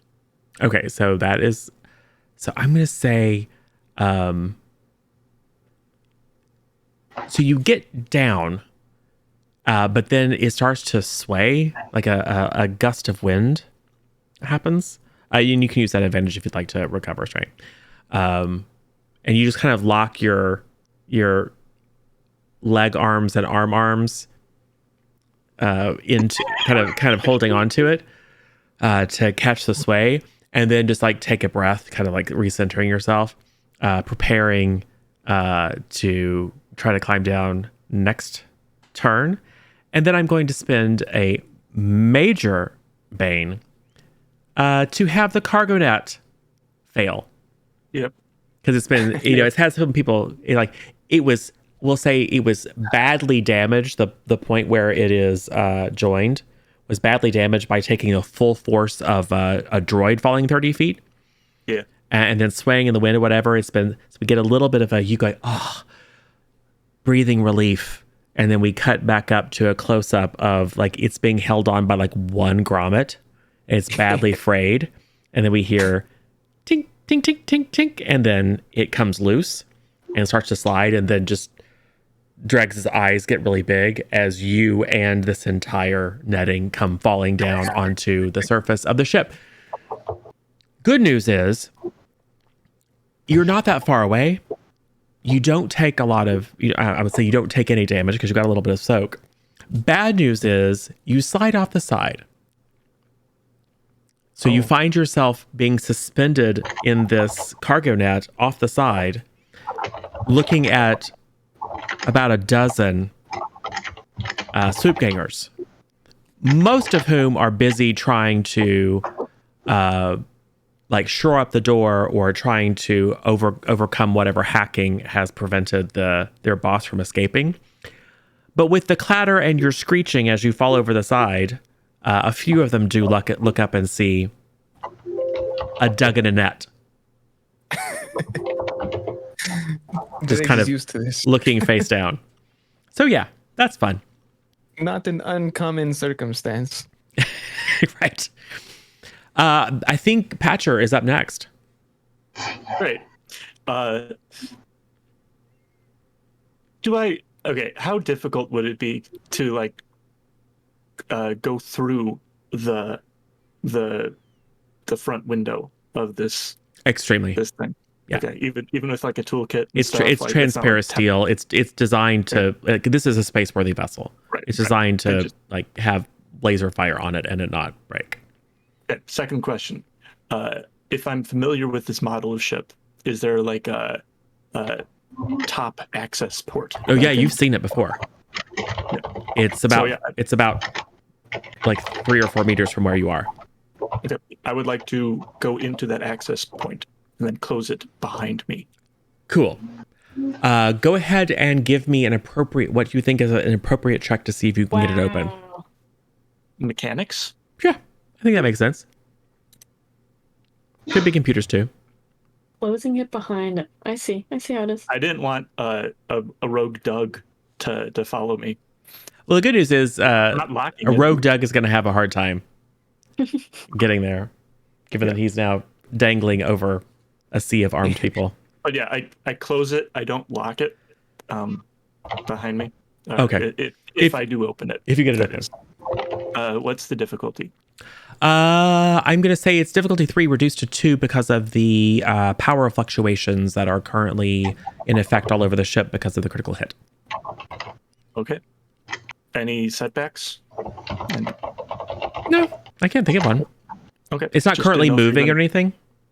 Didn't know if you're going to use any banes. I don't have any minor banes left. I don't think I only have major banes. And I usually like to save those as surprises. Gotcha. Okay. Then, wait, why did that not? Okay, well. Oh, that was a How do you do this every time? There you go. Okay, god tier rolls, man. that's the 2 threat cancels out the 2 advantage. Otherwise, it's 4 successes and a triumph. Okay. So you successfully get the hatch open. What do you think the triumph is? No one's inside, at least right there. Okay. So what you're saying? So you're triumphing away the fact that she's waiting to shoot you. Okay, that's fine. Yeah, totally fine. Sure. At least she's waiting to shoot me, but not from that access point. Yeah, you open it up and there's no one there waiting to shoot you. Yes, that is the triumph. And then, so that's a maneuver and an action. You're going to take another maneuver to get down into the ship and pull the thing closed. Not locking yet. Yep. So that would be a strain. Closing To it. take another maneuver. It's 2 strain to take another maneuver. I don't know, man. I'm Whatever. just gonna say it's 2 strain. Sure. Yeah. Makes sense for me. Cool. Yeah. And the good news is Why that she closing it? she was not waiting in the little well to shoot you. She's waiting right outside though. 100% for sure. Mm-hmm. To shoot you. To shoot you. Because she literally just like looked at you, grabbed her gun, and went back to the only place that you would have a way to get in. Yep. Find that organic. That's fun. So she I'm is okay. going to shoot you. And I'm going to spend a dark side point to make it easier for her to shoot you. Maybe you can hobble it off.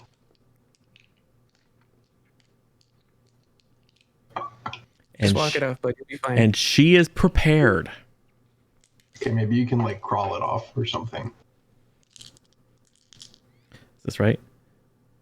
So that triumph really didn't do anything. Well, it means that she didn't get a chance to shoot you and knock you off above. Gotcha. Okay. Yeah. I'm in the ship now, so that's good. You were in the ship, and you know what? You're good. My question. I will add a setback as a result of the fact that she is having to fire on you engaged. Okay. Who's she engaged to? She's about to be engaged to Patra. Ignore him. Making a bad joke. It's a great time in our lives. We're very happy about this. Point of clarification. Yes. Why did he close the hatch? Because we were all coming down to try to get to the same place. It's not Why did locked, he close the so it's hatch? immaterial to open it. Yeah, it's not locked, but I mean, I didn't communicate with you why, but It's sending a message he didn't want to be followed in. Or he's trying. Yeah, who knows? Maybe he's a turncoat. Communication. Exactly. This is we need communication. It's intentional. Yeah. Well, I've still opened it up. Okay. She's like, why did he do this? Oh wow. Wow, Get on the Patrick's floor. dead. 2 successes, 2 fails, 2 strain, or 2 threats, 5 advantage. Oh, okay. So that gives me a net of 3 advantage. So the shot goes wild. And she's going to use the 3 advantage to pass some boosts to some of her allies who are going to try to do some stuff. And we'll say that they try to do some stuff now. So she fires at you, but misjudges how agile you are, and you're able to dodge back into the little well. Dodge. Yeah, dodge back in. So she shoots, and then you hear her say, "Get those doors open." So Dodge. she's going to throw a boost to her engineer to see if he can overcome. Yeah, that was mine. I was hoping KT would stay behind to just keep the doors closed. Let's see that. I mean, I can still But do he that. didn't want us to all have fun by Fails. ourselves. Well, I didn't think Drex was going to come down to you, so, you know. Yeah, no, yeah. I think we should all words. did the same thing where we all like, oh, but someone else will stay, and then it got to Dregs. And You're right. It's just like, I got Just Fleetwood Joker. Mac going in the cockpit. This is great. Mecca, you feel the ground underneath you lurch as the doors begin to grind open. Everyone who is standing on the hull or dangling from the hull of Rana's ship feels a lurch as the elevator begins to move up again as the doors have been re-engaged. Those the good news is 2 though, nobody's boosts in the pilot helped. seat. That 'Cause was we only saw Rana in there, and she left. yep. They can't So- take off yet. Oh yeah, not yet. So since I'm on the ship, can I hack the ship? You can certainly try. Because I feel like I want to do that to try to potentially, disable everything on the ship. You could try, or you could try to counteract the engineer. Shut down the doors again. Hack off. Let's do it. To hack the doors or hack the ship? The ship is going to be significantly harder. I think you know that You've the ship. hacked the doors before. Yeah. Okay. What should I do for the doors? 3, difficulty 3. I'll give you a boost because you just hacked it, like a minute ago. Mecca's gonna get sick going back and forth. Ah. Open, close, open, close. 1 success and 2 advantage. Beautiful. What would you like to do with those advantage? I would like to pass them over to Mecca. Cool. So Mecca gets a boost. Poor Dregs is just getting like dangled around because it's like starts again and then there's a bunch of swinging and bouncing and then it stops again and there's a bunch of swinging and bouncing. The good news is that people are still much more focused on getting it going. There aren't that many people who are prepared to shoot you, and you aren't obviously a threat, but there are still people kind of looking up at you like, what's up with that?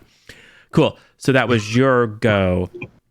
Who else wants to go? I mean, I do, but I don't think it's my turn yet. Well, It doesn't really matter. I mean, so Dregs is just like flailing around outside the ship, right? Like And he's Drex has just- a chance to try to stop that. I mean, you can try to climb back up and get on top of the ship if you'd like, or you can chill where you are, or you can pull out your blaster and start shooting people.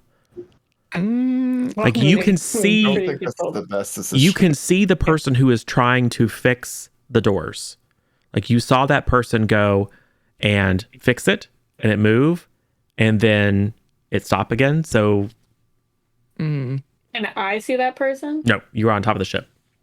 Well, you're not even on top of the ship. You are on the on the doors. on the ceiling or the roof, basically, of this structure. Yeah, I would need to drop down. Yeah, Dregs is the only person who has a view into the hangar itself.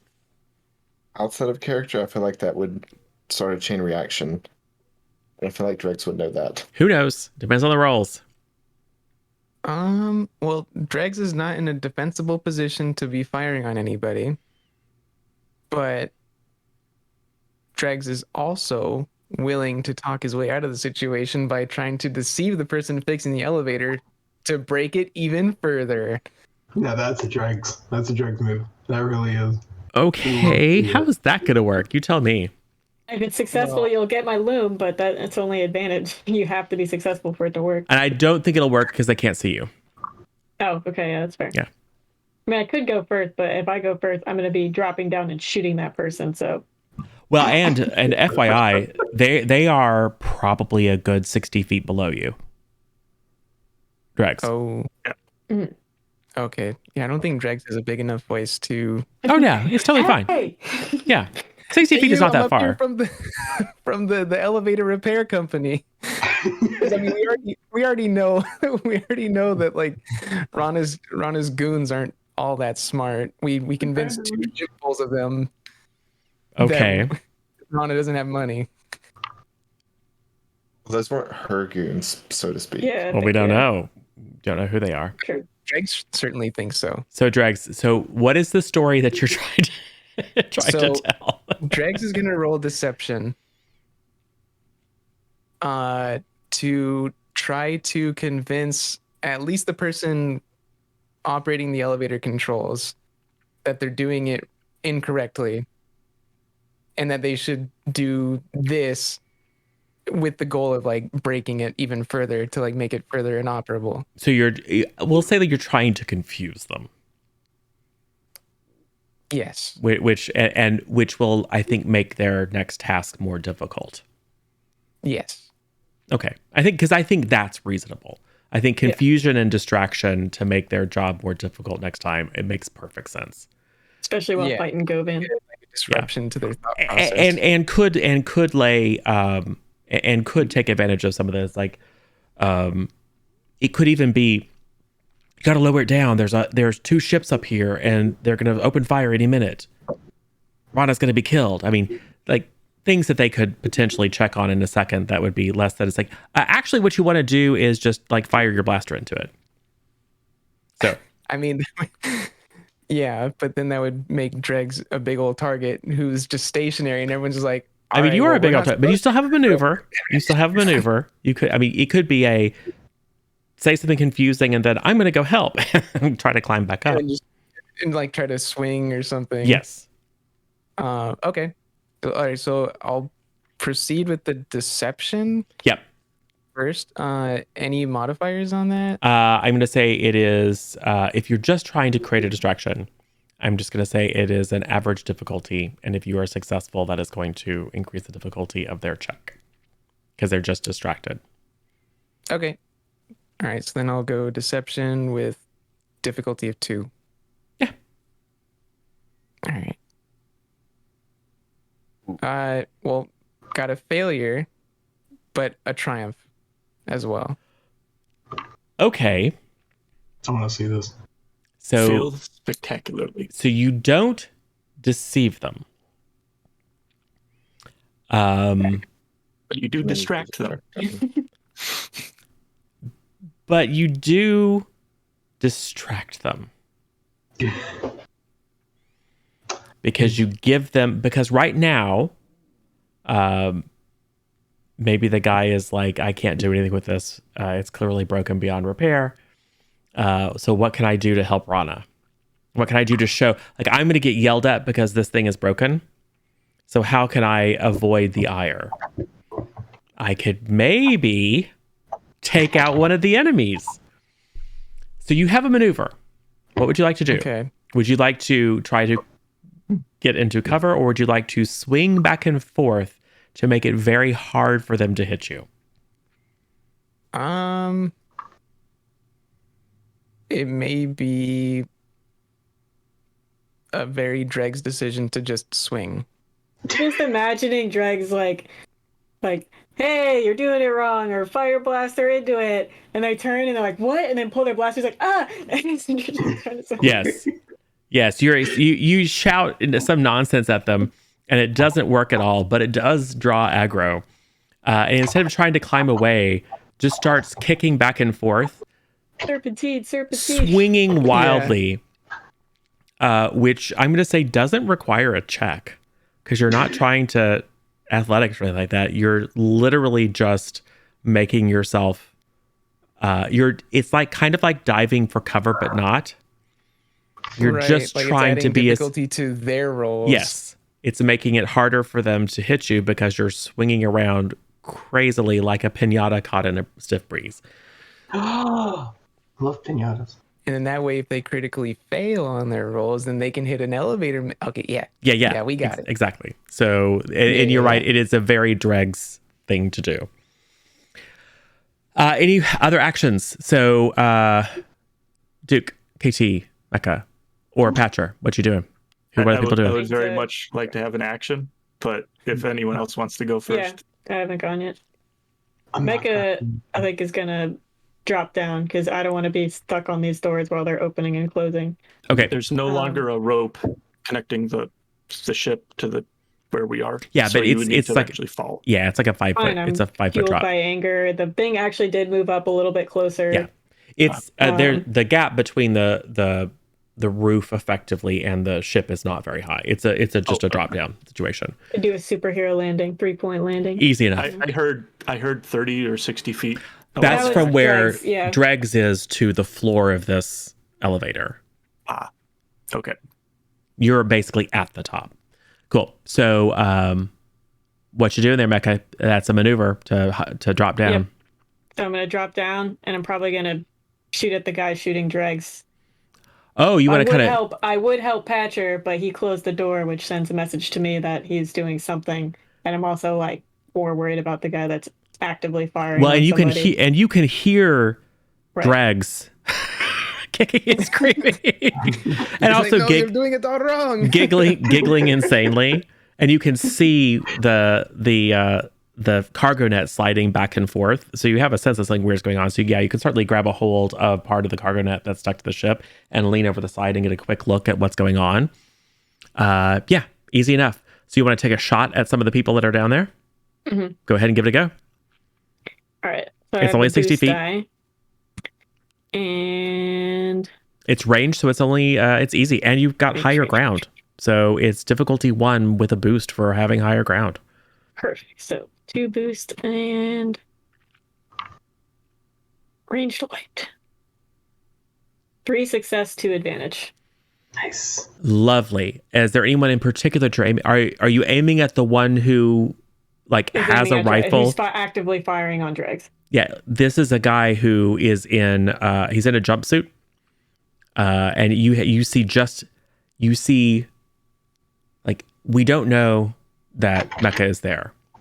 So we're still on the dregs comedy hour as this guy like turns from his console to look up at you as you shout nonsense at him and then starts swinging back and forth and then picks up a rifle and takes aim and he's tracking. We know he's about to peg you right between the eyes.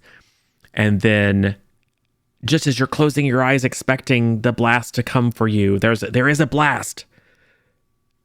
And as you swing, you open your eyes and it wasn't you getting shot. And you look down just in time to see this guy, his eyes going wide with a big smoking hole in his chest topple back.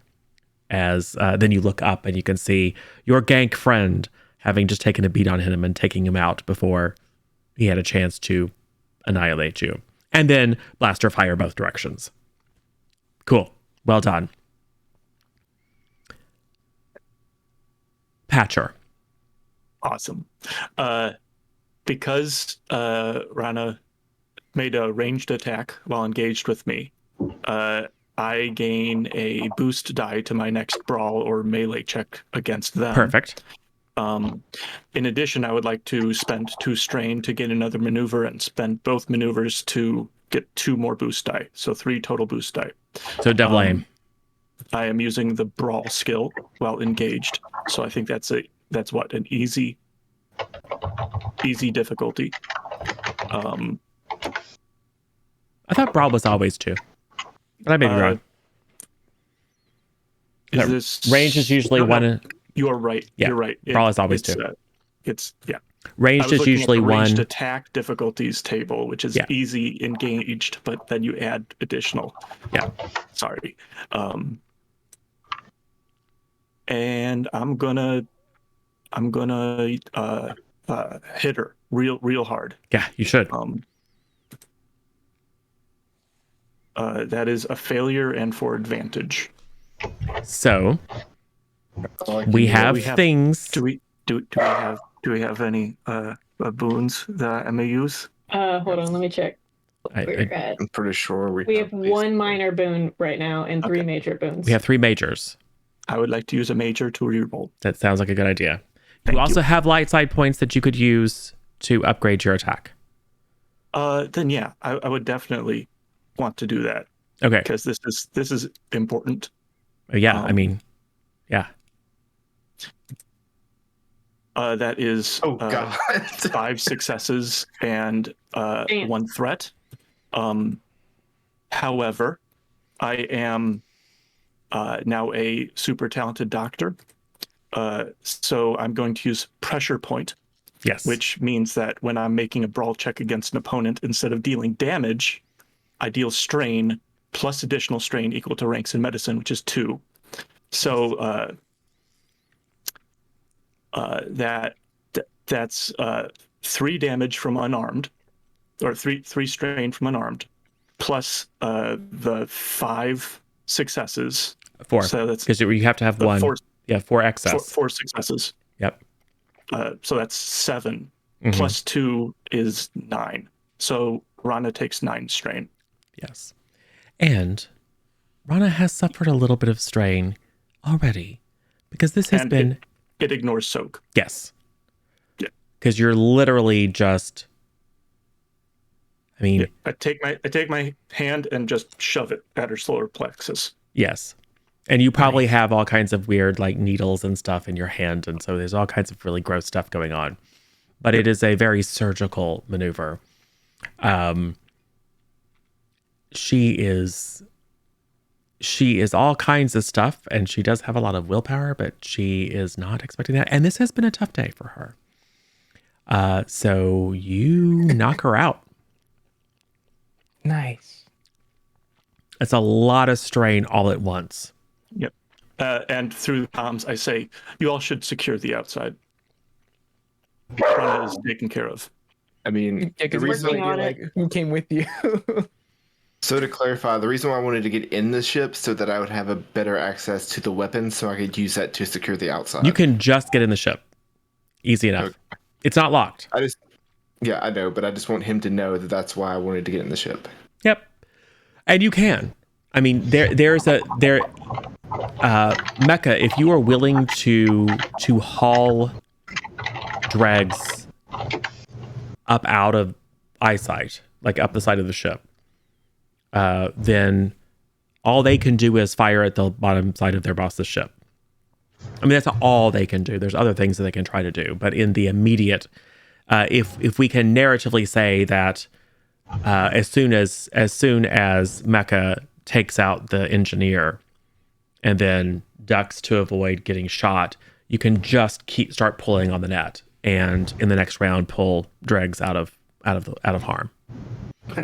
So that means we're effectively, there's a bunch of shouting, there's stuff going on, but we are effectively out of combat time and back into narrative time. So are people getting into Rana's ship? Are people trying to get back into your ships? What's happening? I'm in the pill party playing some smooth bit jazz. Literally just practicing. Got it. I'm gonna help Dregs, but I'm gonna be like, get to our ship, get to the El Dorado, so someone's in that ship.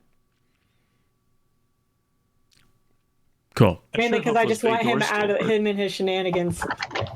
Cool. It's not under threat. There's a rope that is descending, so drags you. If you would like, you can certainly climb up to the Desperado. I would like to man the gunnery position in the new ship, and take care of the remaining swoop bikers. Okay. Is there anybody left in Rana's ship? Just Patcher and KT. And an unconscious Rana. An unconscious Rana.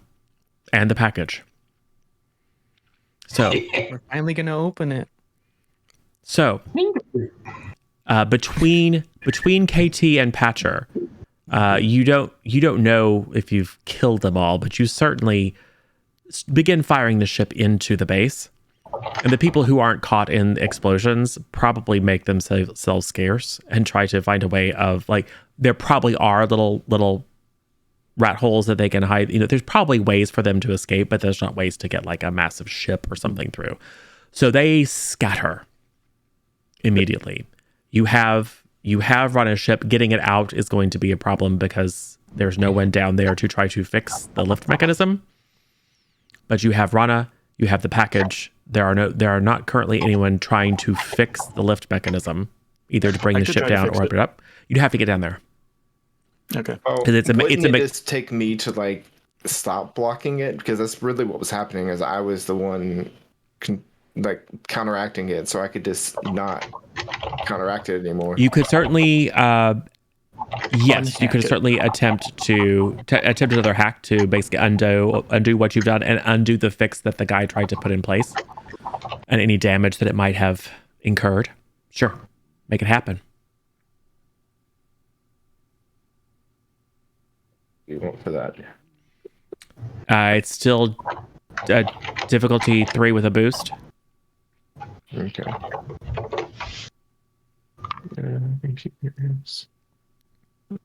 Here.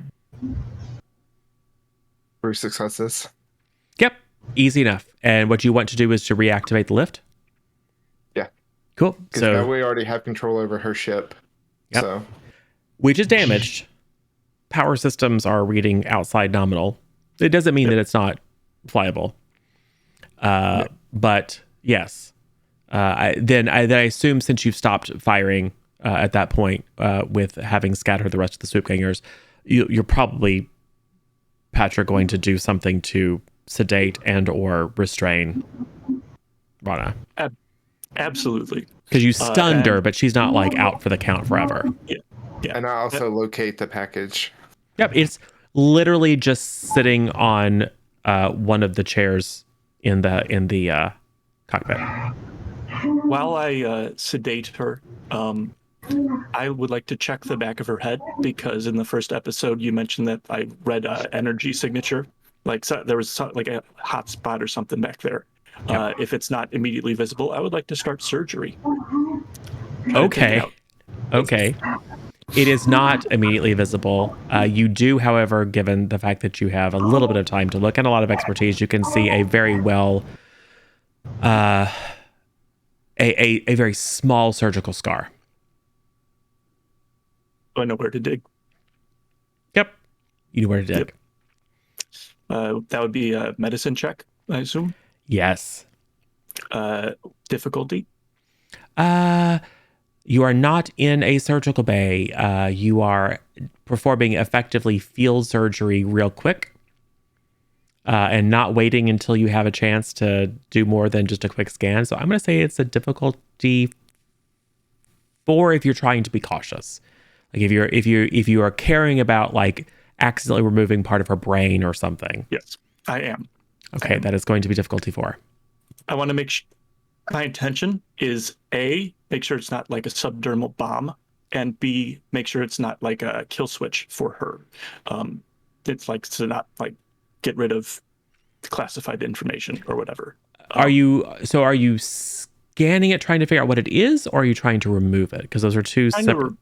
I'm trying to remove it, but if it doesn't seem like it's, if it seems like removing it would kill her, I would just like to know what it does. So okay. like, yeah. Okay, cool. But if it won't kill her, I would like to take it out. Yeah, we're kind of combining the surgical test to remove it with like making sure you know what it is. Cool. Mm-hmm. Okay.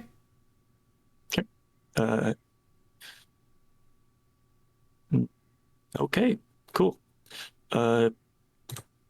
Difficulty 4. We should add a setback to that. How, dude? I don't think it's going to matter, because I got 2 successes, 5 advantage, and a triumph. Good thing this is on Roll20 where we can all see it. So and even with a setback, it can only reduce it to 1 success. So I'll roll it anyways, but yeah, it's fine. It's fine.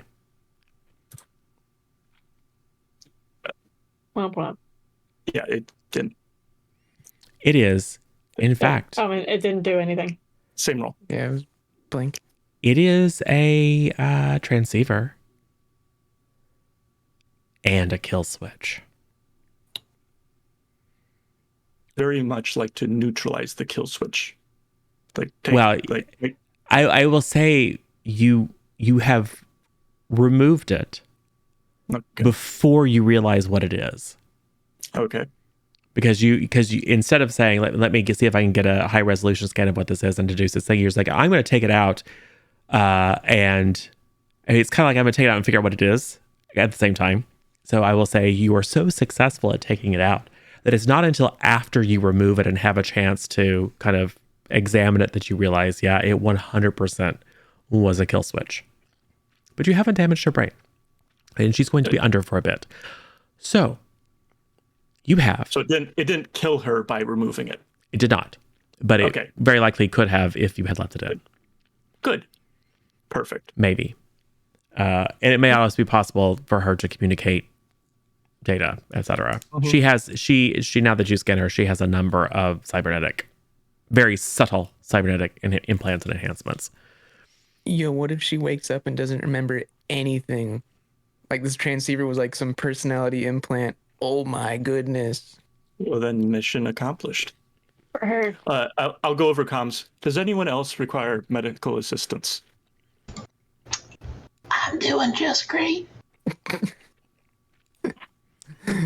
Driggs is fine. Also, James, I think that's a good idea. So I just made that happen. I love it. It's a great idea. Yeah. I'm glad I thought of it myself. Yep. Very nice. What's the plan? Because we have other people coming in. We still have spectators. Well, the spectators are out. Once they see all this go down, and probably hear the panic cries, we'll say one of them lands on the sand over on the far side of this rock outcropping, and a couple of singed soup bikers climb onto the ship and then fly off because they're not going to leave their buddies behind. But they're done with this situation because it's clear that you guys meant business. So they fly off, flying low. And so now you have 3 ships. Admiral KT. And a convalescing brain surgery patient that happened in the past 30 seconds. In a non-sanitary space. Yeah, just in an airlock. Should be okay. So what do you do? What are you guys doing? And it's to leave the Desperado. Since it's so hot. And there's people And coming this one for sure isn't hot at all. And also the pale lady is super hot because it's been no, you did something with a transponder situation. Yeah. We did, but not something super amazing. Yeah, Like it was pass. It was enough to pass the very, very lax planetary security here on Tatooine. But all these ships are super hot. Right. Yeah, I mean the Pale Lady's like the least illegal of the ships. Except that it was one of the ones. It was the one that clearly wasn't Republic property that was clocked by the Republic Corvette. Speaking of which, Showing up finally. you guys, we have a scene of you guys are figuring out what to do, and you're having conversation. And some of you are in the ship, and some of you are in the process of climbing back up to one or the other of the ships, and then the audience hears a low rumbling sound. You guys don't. What you guys notice is this line of darkness that covers the top of this stone massif and these 2 ships stuck in the air and one on the thing. And you look up, there is a very large Republic Corvette holding directly above you. I hear quick. I say we return their property along with this fugitive and see if that buys us any time. Explain to them why we did what we did. I feel like that would be... there for sure is a hail. Yeah. And like, we understand that we shouldn't have done what we did, but we needed to stop this as quickly as possible. So we took the maneuver we thought was the best initiative. For the situation. Yes. So yes, you receive, and it's actually a familiar voice. It's the voice that you were communicating with previously, in orbit above Dakar. Oh, howdy! And there's a little bit of we'll say because we'll say that it's this, the familiar voice says, "So, what's the story this time?" There's a bit of a knowing look. Patra says, "We should probably return their property." So KT speaks up, saying, "I know it looks bad, but we were working with this person, Rana, who is a member of the Red Keys," which I didn't tell everyone, but whatever, it's fine. And then kind of goes through a recitation. And some of this is new information to all of you. Like I tried to reach out to someone who I knew would have contacts with the Republic, and you give the name. So there's a little bit of like maybe realization from other members of the party that there was something more going on with KT than KT was letting on. And after like a good 90 seconds of exposition, we're going to send down a shuttle and have a face-to-face conversation. Don't go anywhere. So they do. And a few Republic officers step out. They are armed. They're holding their guns up. They're not necessarily pointed at you. Do you attack them? No. I'm ready to if need be. Okay. Your ship is undamaged. You're welcome. We improved. They look at droid kind of oddly. Our ship. You mean? So, Dreg smells a bargain. so a figure in, well, not necessarily military garb, but she carries herself with a military demeanor. Kind of steps out, accompanied by a Celestin man who is wearing a military uniform, admiral. And you hear him in that kind of garbly Celestin voice. I still don't like this. I think this is a terrible idea. And she just steps forward and she looks around at this assembled crew of totally weird creatures and then focuses in on KT. Steps forward and says, Kina Talitha.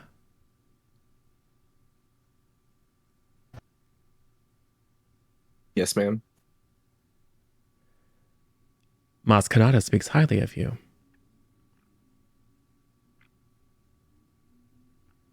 That's good to hear. Although this is a quite a stretch from setting up a legitimate merchant business. Seems like you've gotten yourself into a bit of trouble. A little bit, but we managed to maneuver it pretty decently, I feel like. Well, I think we'll decide that after we get a full debrief of exactly what you've all been up to. I think we have a sense of part of the story. But I think you have something that belongs to me.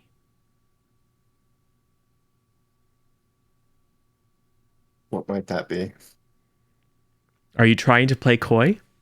No, I'm legitimately like. I mean, there's an alliance to restore the Republic package. Yeah. Duh. I'm having a blind moment. Okay. I completely forgot about it. I thought it was just KT being I was salty. like, damn. And maybe KT just says, like, what do you mean? And then, oh, this. Sorry. Lots happened today. Here we go. And then I turned around and like picked it up and handed it to her.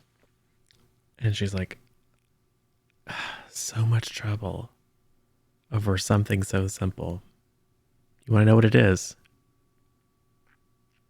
Be nice to know.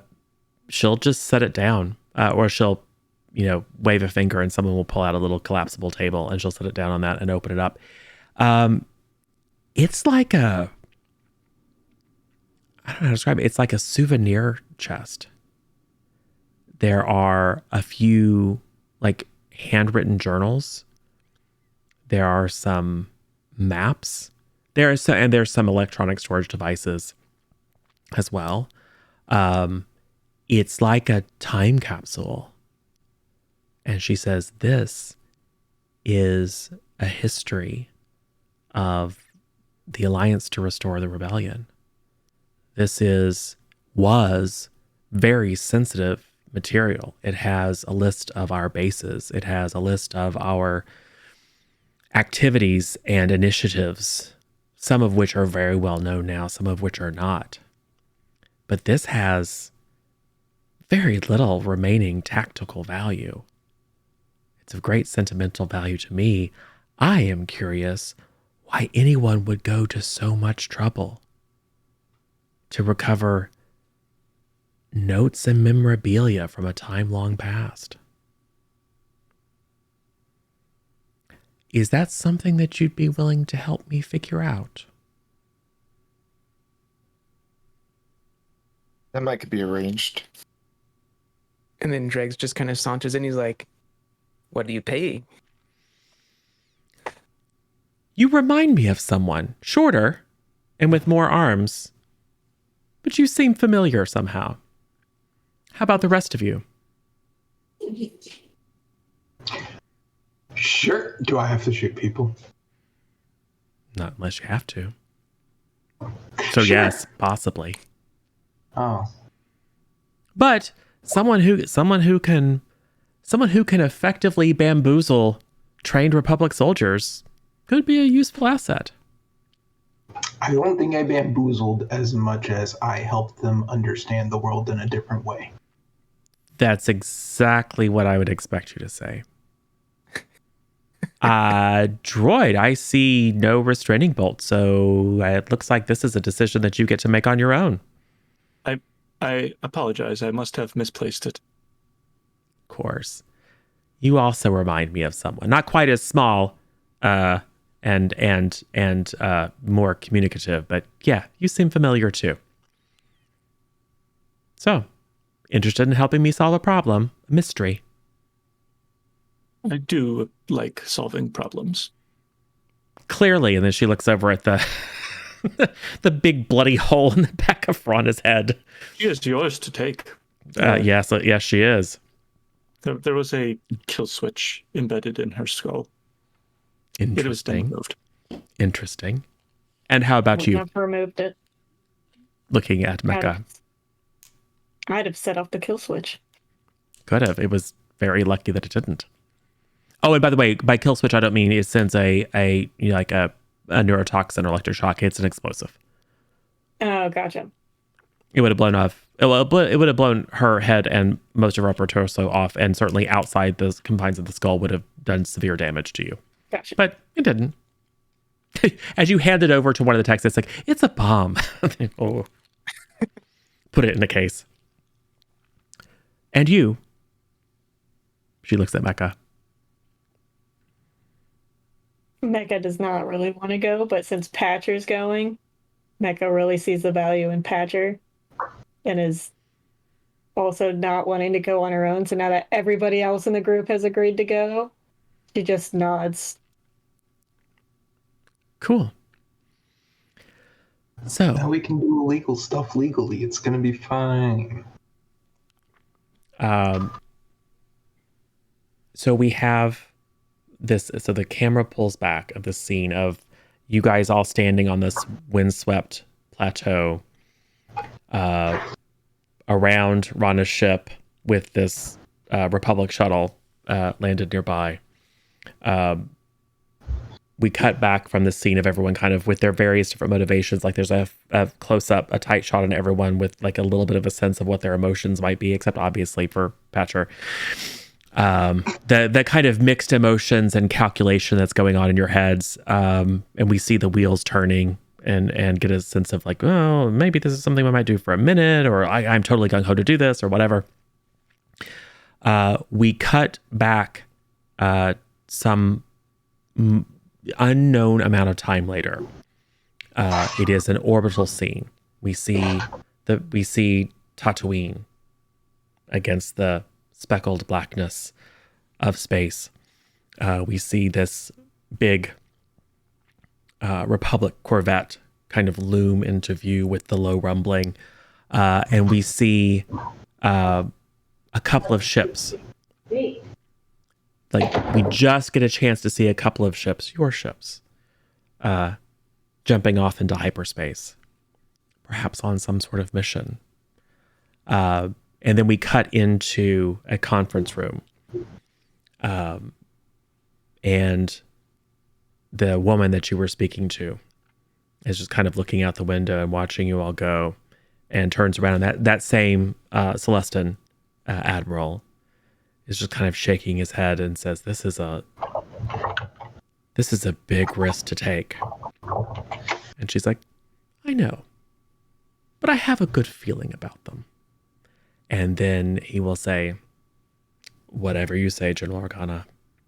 And then fade to black. And then the title screen, Star Wars, happens. The usual fanfare, etc. happens. So you are now out in space somewhere doing some sort of mission.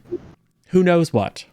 But your ships are repaired and you get some money, and you can have one or two of the ships, and you can choose which ones that you have. I'm just saying, gives you a chance to grab that Lorinar Explorer, which is very, very nice. And your codes have been cleared. Nice. Hooray! What was in the manga fruit container? There was, in fact, a very nice swoop bike. It was a red herring the whole time. It was 100% a red herring. It was Just like communism. it was multiple layers of red herring in case you guys got to like whatever, or you got captured. There was absolutely no way, and money. It was that and money to pay for the object. The plan was that they were going to deliver the swoop bike, which is worth something, and the money, and then they were going to transfer the small package back in. And if you didn't get too curious as far as your perspective, it just stayed full of mango fruit. But the whole thing was an exchange to get that little small parcel back to, you assume, the red key or someone for whom the red key was working and who would find that kind of information valuable enough to go through all of this rigmarole. I just figure because we were still in that base, it was probably in that base somewhere since they took all that stuff back. Yeah. And I'm telling you what was in it. The characters probably don't know. We never will. We never would have went back to check to see if it was there. No, you blew the place up, and then also got hauled off by the Yeah. or maybe then post credit scene, someone pops back in. You're going down, like you've gone through all this rigmarole 6 months later. You're all scarred up. It's like, I know we're almost dead, but we've got to find out what was in that crate. And you open it up, and it was like a swoop bike the entire time. It's a nice one. But anyway, Swoop kid never leaves his swoop. cool. So that was the epic conclusion of Rogue, A Star Wars Story.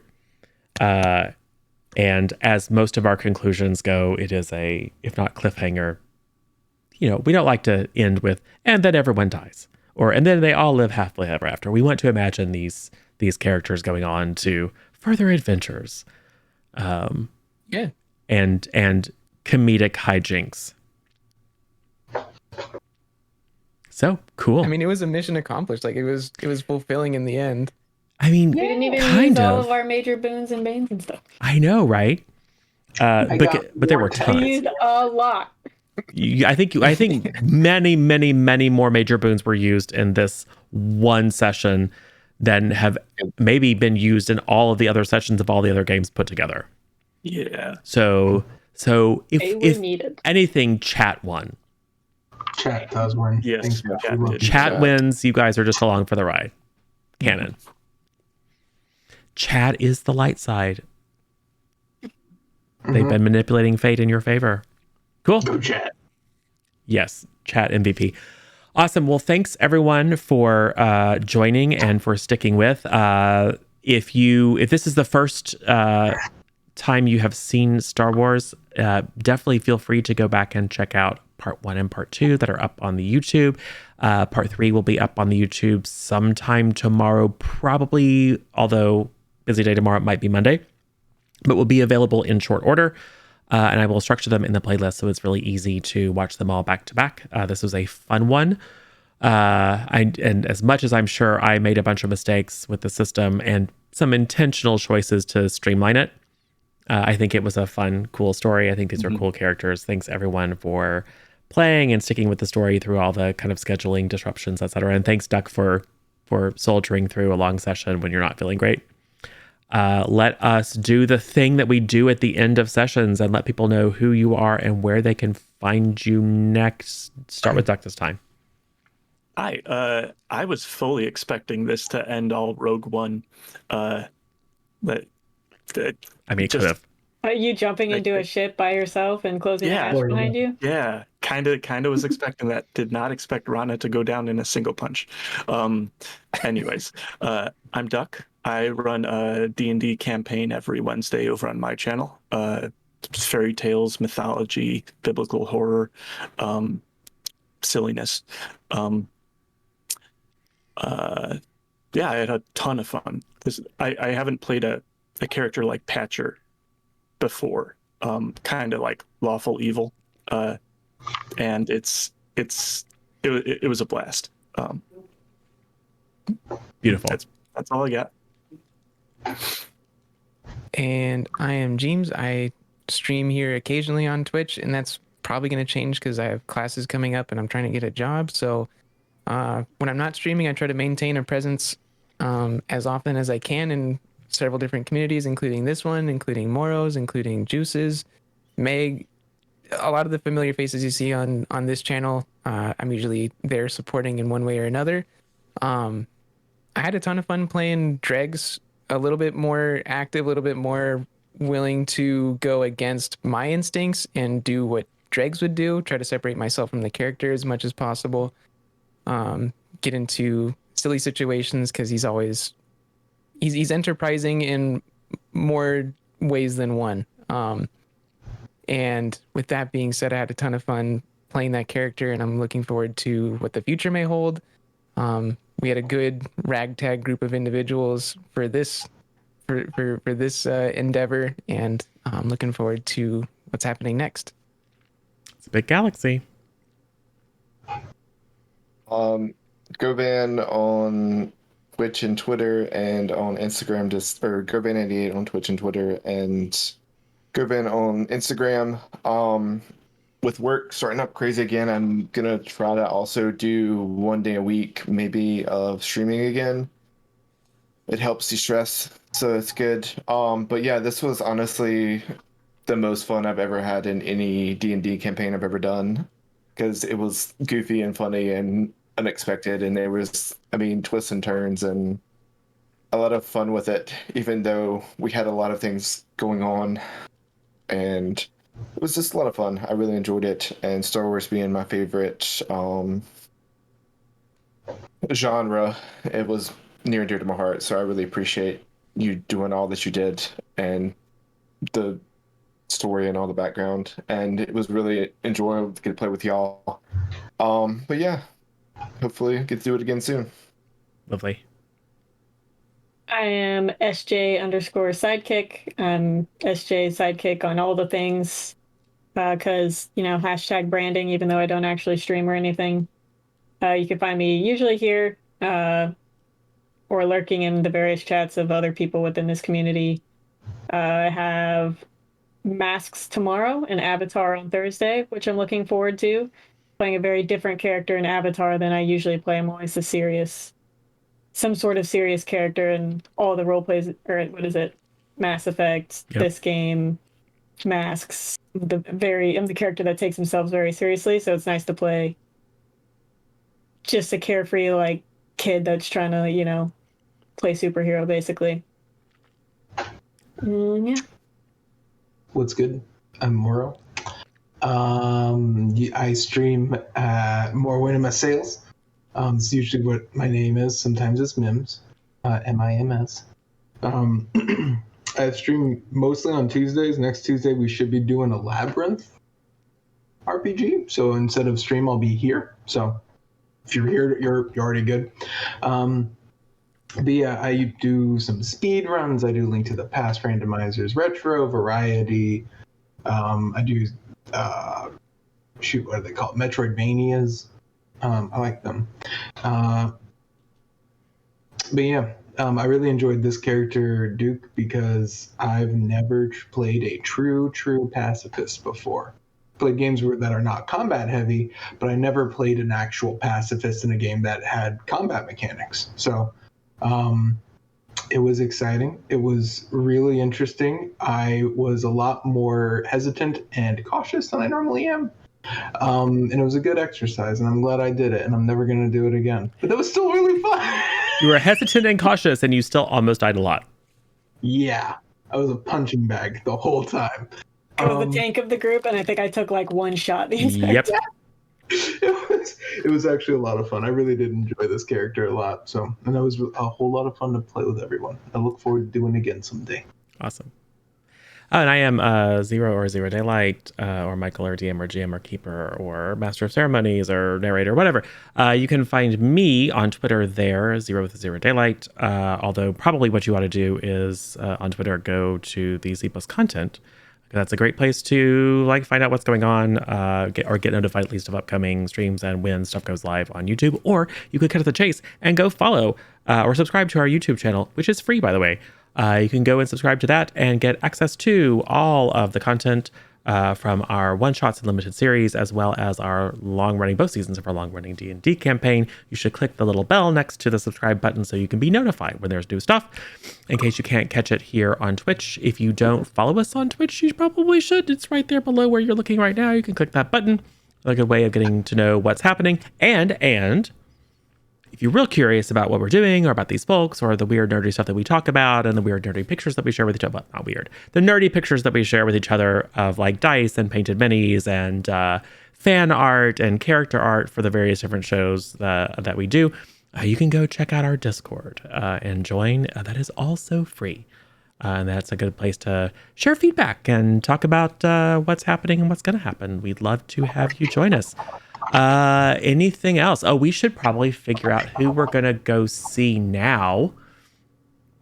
You know what? We are almost never. We sometimes stream at the same time as Meg, but we very rarely are in a position to raid Meg, if I'm not mistaken. And if I am mistaken, it doesn't matter because Meg is the internet sweetheart, so we're gonna go raid her. So if I can remember how to do that, not a question mark. It's not a question mark. It's a slash. It looks like it's going. Cool. So we are going to go hang out with Meg, who is, who knows what she's doing at this point. It could be anything. She's for sure playing Stream Raiders and showing pictures of her dogs, dog cam. So if you don't know Meg, well, now you do. And you should follow her and show her all the love because she is amazing. And let me drop in a non-sub raid call as well. So yeah, go ahead and copy if you are a sub, the one with the pictures and stuff. And if you're not, go ahead and grab the other one, show Meg the love. And we will see you again here on this channel tomorrow at around noonish, if I'm not mistaken, SJ, for part 2 of the second issue of Teen Justice Academy. And then if the stars align, tomorrow night for D&D. Oh, and come hang out with us tonight over at Juice's channel. We're going to do fun community stuff. So there's all kinds of fun.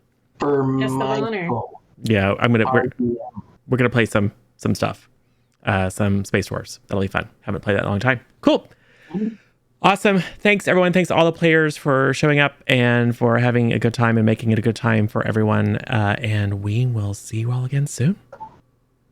Bye everybody. Bye. Bye cuties.